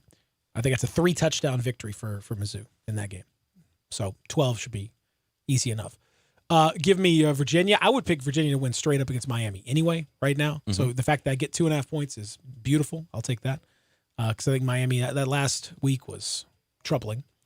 And then I'm taking Temple plus the 6 against the Tigers. I do think the Tigers will win the game, but I think it's going to be very close. I think it's a field goal game. If you look at the history in that stadium, the Tigers have typically it's been either close or they've lost. Temple's a good team, as we've seen this year. I would say the best team that the Tigers have played on both sides of the ball. I don't know if they're the best offense or the best defense, but they have the best combination of both on both sides of the ball. So I think Memphis wins it, but I think it's close. This might be the game where Brady White's limitations come into play, where they really get highlighted right here. Yeah, I think there's definitely a concern for that sort of thing. So, in any event, I think those are the picks right now. We will probably add a few. Oh, I got like 3 or 4 more to add. Do you know what they are right now? No, I have my eye on some of these Big Ten games though, because some of these Big Ten teams are just struggling to get 17, unless you are Penn State, Ohio State in conference play, or playing Michigan if you're Wisconsin, just struggling to get 24 points. So some of these overs I don't get. Isn't it amazing? I mean, it's not surprising if you've watched college football this year, but isn't it amazing that Florida State, how far Florida State has fallen? Yes. I mean, they are a 27-point underdog at Clemson. 27, a 4-touchdown underdog. Florida State and Tennessee, 20 years ago, we're going against each other for the national championship. Very first BCS championship game. And now both are being pummeled in their conference. I don't know if it's they had historic coaches, Bobby Bowden, Philip Fulmer, never seemed to get Florida State got Jimbo, but Tennessee never got it right after Fulmer. Both teams have now more difficult in-state recruiting than they did at the time. If I ask you a question, in 10 years from now, who will be closer, better, farther along? Florida State or Tennessee? Florida State. Florida State was good recently. It's been a long time since we've seen Tennessee good. And not even elite, just good bowl games. I'm looking at it right now. Jimbo Fisher's 2016, they went to the Orange Bowl. That's a New Year's Six Bowl. Peach Bowl, another New Year's Six Bowl. Rose Bowl in 2014. National Championship game in 2013. The Orange Bowl in 2012. That's really good stretch recently. We haven't seen Tennessee have a stretch like that recently. I have to believe that they slipped up with the Willie Taggart hire and that they're going to get things turned around. Also, it's easier to get things turned around in Florida because that is where the recruits are. Like there's a plethora of players for you to go out there and lure to your program. So it's easier. The fertile ground that Florida State is in is a whole lot easier than where like you're luring them to the program, like you're trapping them, like you got to. Well, it is a trap. But Tennessee fair enough is in a different, while recruits are nearby and they are in the South, and that is really where all the recruits are, in the Southeast, in Texas and California. Tennessee's but Florida State is in rise. Florida. I mean, Middle Tennessee has expanded incredibly when it comes to the amount of talent that's there. But will they want to go to Tennessee? Tennessee's got to be good for them to want to go there. I mean, but that's at least it gives you a chance. You have a in-state possibility there. So, I think you're probably right. But now the one in a good place right now. Just amazed how far Florida State has fallen. It's just quickly. It did not take long. No, at all. The Florida LSU game is also interesting. We talked about that one. It's 13.5, and my feeling on it is, I think LSU is really, really good, and Joe Burrow's playing great, and they've got a lot of as ever, a lot of big time studs spotted throughout the field. No matter whether on offense or defense, you see NFL talent out there. My concern though is in the game situation, Coach O relative to Dan Mullen. I don't know yet that we've seen. I mean, LSU looked good in beating Texas. So, that's one hurdle that you climb. But I think Dan Mullen's a better coach at this point in game than Tom Herman. And Florida has shown, at the very least, an ability defensively to control a game. And offensively, theoretically can run the football, okay. Trask, the quarterback situation kind of is what it is, but he's better than Felipe Franks. I think that combination means they kind of hang around. I'm not saying they're going to win the game necessarily, but this game is always kind of weird anyway. This game has a history of being pretty close, and I think that's too many points to give to this, even at home, to give to this LSU team. It's going to be a riled up night game, Death Valley, all the cliches. Throw them all out there because they all apply. I still think Florida is set up to do well in this scenario. I think that Florida defense looks more imposing than what it actually is. When you think about the fact they went out there and they beat up on an Auburn team that had a true freshman at quarterback. And so a lot of those mistakes you won't get from Burrows, because Burrows is not only is he an experienced quarterback, he is also in Heisman contention. Like he's having a Heisman caliber season up to this point so far. And LSU, having gone on the road in what may or may not have been a well-conditioned, air-conditioned locker room, still went on the road and knocked off Texas and looked really good in doing so. And that talent that is scattered throughout the LSU roster has always been there. Offensively, though, they have found a way to utilize all of that talent so far this year. They have found a way to find the appropriate balance between run and pass so far this year. And I just wonder, when faced with a good quarterback who has a bunch of talent everywhere, what this Florida defense is capable of. Also, I don't think Trask is that good. I don't. And so we're going to get a chance to see what happens when somebody is able to put pressure on him to score. Like, yo, you've got to go score. You've got to sustain a drive. Can you do it? I don't think he can against LSU. And I think this game gets out of hand about third quarter. LSU was up 17, 20-something points. Out of hand? Out of hand, yeah. Wow. I don't think Florida's good at all. I don't either. But I think they're crafty. I think that craftiness works when you're playing teams similar in talent and similar in ability as you. And I don't think LSU is that. Similar in talent, ability, and experience. And LSU is not that. LSU's not. Georgia's not. Alabama's not. Everybody else kind of sort of is. Those teams should be able to handle Florida. Like handle Florida. I think Florida's that team that consistently, like Notre Dame was last year, consistently overplays what you think they should. Mm-hmm. They just consistently, I've seen enough this year from them in consistently overplaying their situation, ending up on the better side of where they should be, somehow, winning that game against Kentucky. They had no reason to win. Somehow the game against Miami, which doesn't look good. And they've gotten better as the season has gone on. They've gotten much more together. They seem to have at least built some stability behind Trask, and then from here on out, they've kind of overperformed. Again, they weren't probably 31 points better than Tennessee, but that's what it ended up because they overplay. They just kind of they get good luck, but they make good luck. They make plays. They're coached that way. Dan Mullen's Mississippi State teams kind of did the same thing. Mm-hmm. So that tells me that it's not just a coincidence. That those Mississippi State teams typically outperformed their talent level a little bit. And obviously, when you had like Dak and stuff, like you had a better quarterback, but they typically outperformed what you might have expected. And you saw it happen to Mississippi State when Dan Mullen left. It's tough. I mean, so that says, okay, there's something there. Like this is a pretty darn good coach. So I'm going with that. I tend to kind of lean on that in college games because college kids are still inconsistent. Mm-hmm. You could see as great as Burrow has played, he could put up a little bit of a stinker.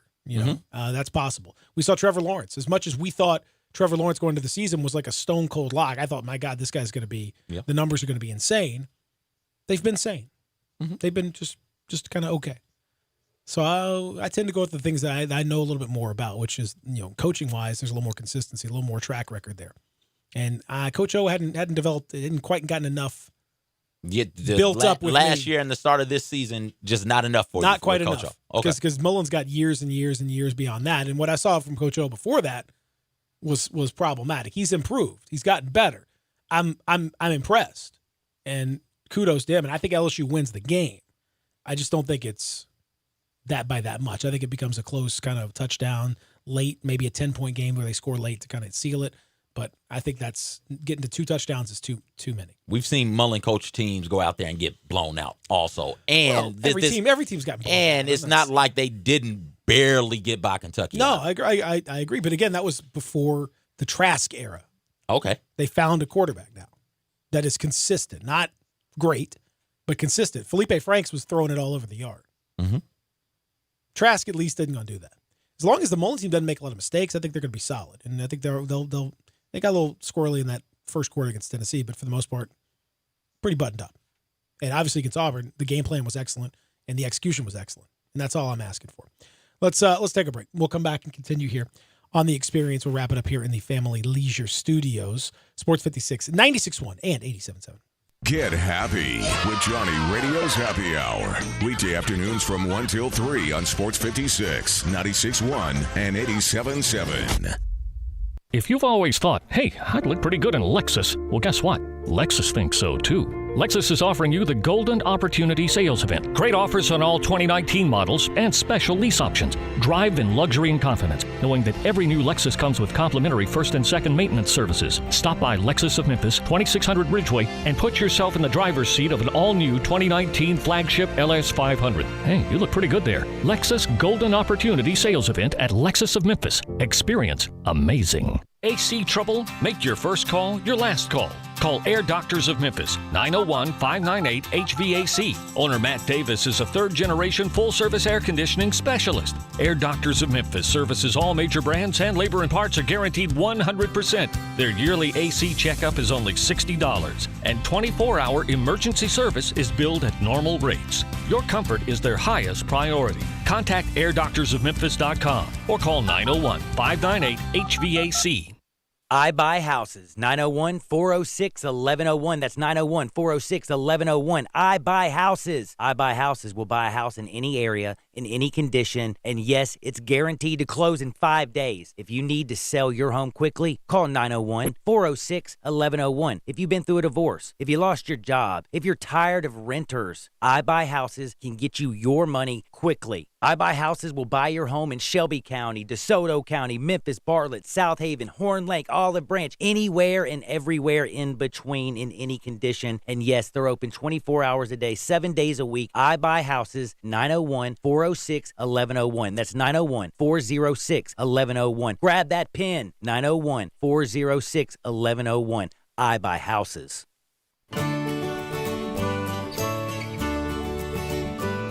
Fall is fast approaching, and you know what that means. Time to start thinking about covering your pool. The best way to protect your pool, your loved ones, and your pocketbook is with a safety pool cover. Mario's Pools on Exeter and Germantown has the best advertised price on all pool safety covers, solid and mesh. Keep your pool looking great year after year. A safety cover requires less maintenance, saves money on chemicals and water, prevents standing water, and extends the life of your liner.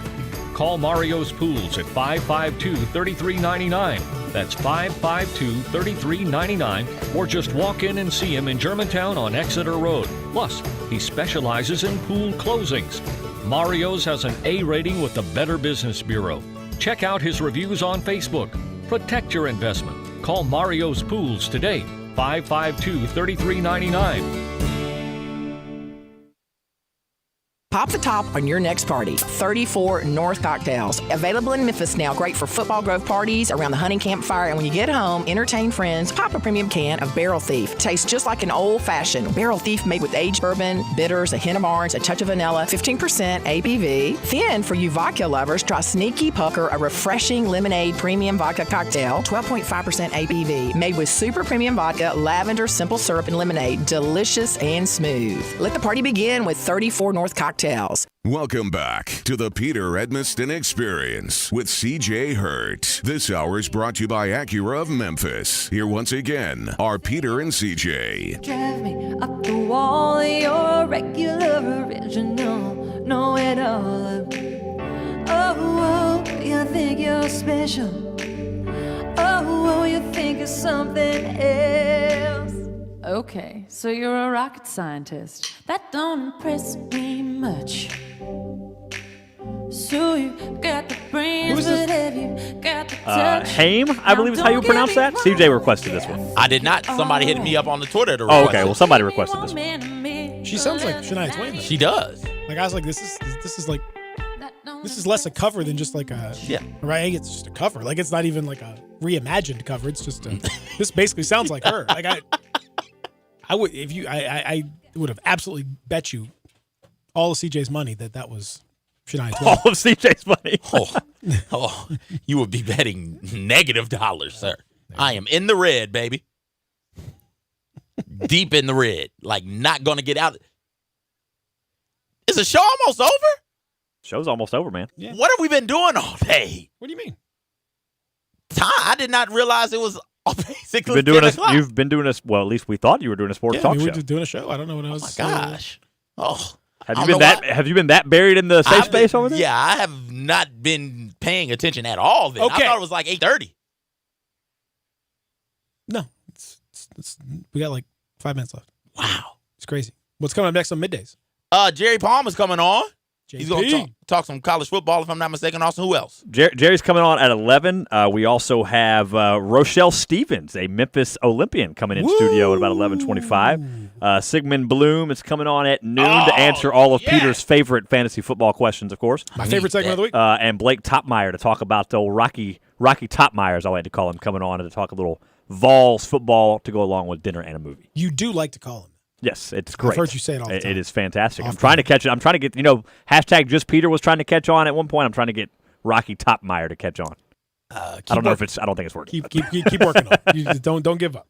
Don't ever give up. Tonight, who you got in the old baseball games? You're slinging the old leather around and firing the old. Leather is the glove, Peter. Come on now. Well, of course, the horsehide slings around. The Cardinals are going to win. So there's one. So that's great. Cardinals, Jack Flaherty. Let's go. NLCS, baby. And then after that, it's going to be. It's hard. Because they have a history of choking, but Walker Buehler, if I can say that name, has been great. I'm going with the Dodgers back at home in Game 5. I'm going to go Braves and Nationals. Well, just be contrary. Then why don't you say it? I think that the Braves will find a way to snap. They're due, aren't they? They got to be due. We don't talk like that here.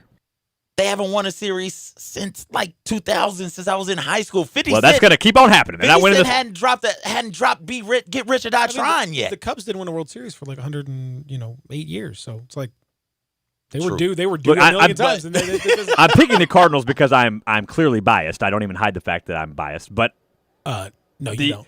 They're going to have to score some runs for Flaherty, which they don't tend to do. So Fulton-Evans was really good last time he pitched. So hopefully they will find a way. But I like Flaherty. I like our chances. We'll see. Acuna goes off. 4 RBI. Acuna. No. Acuna.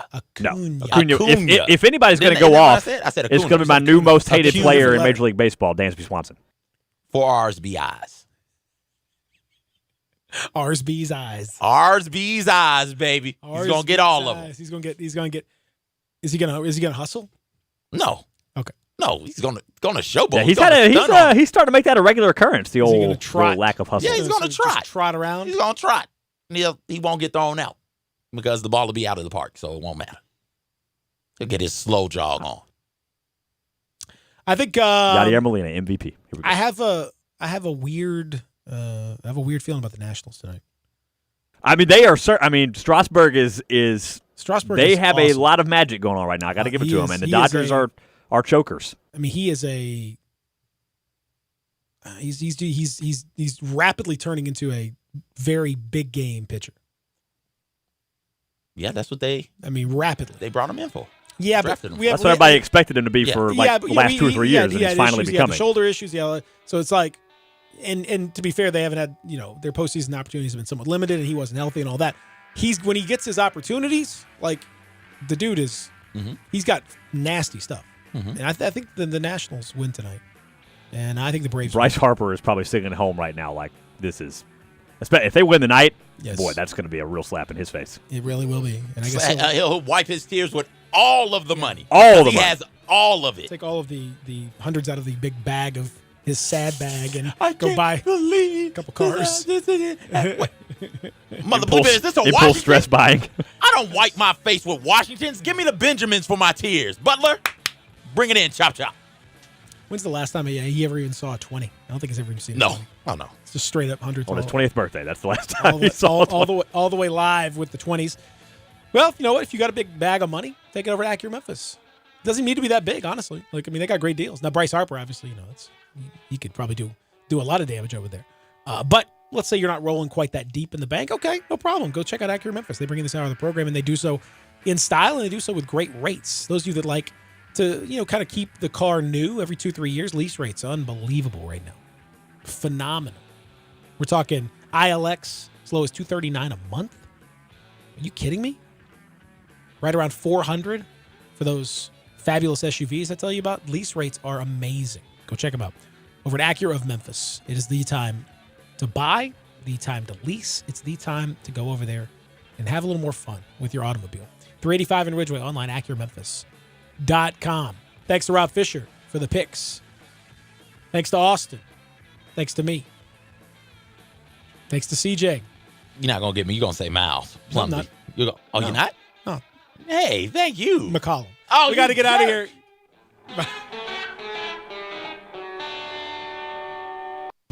Step up your wings game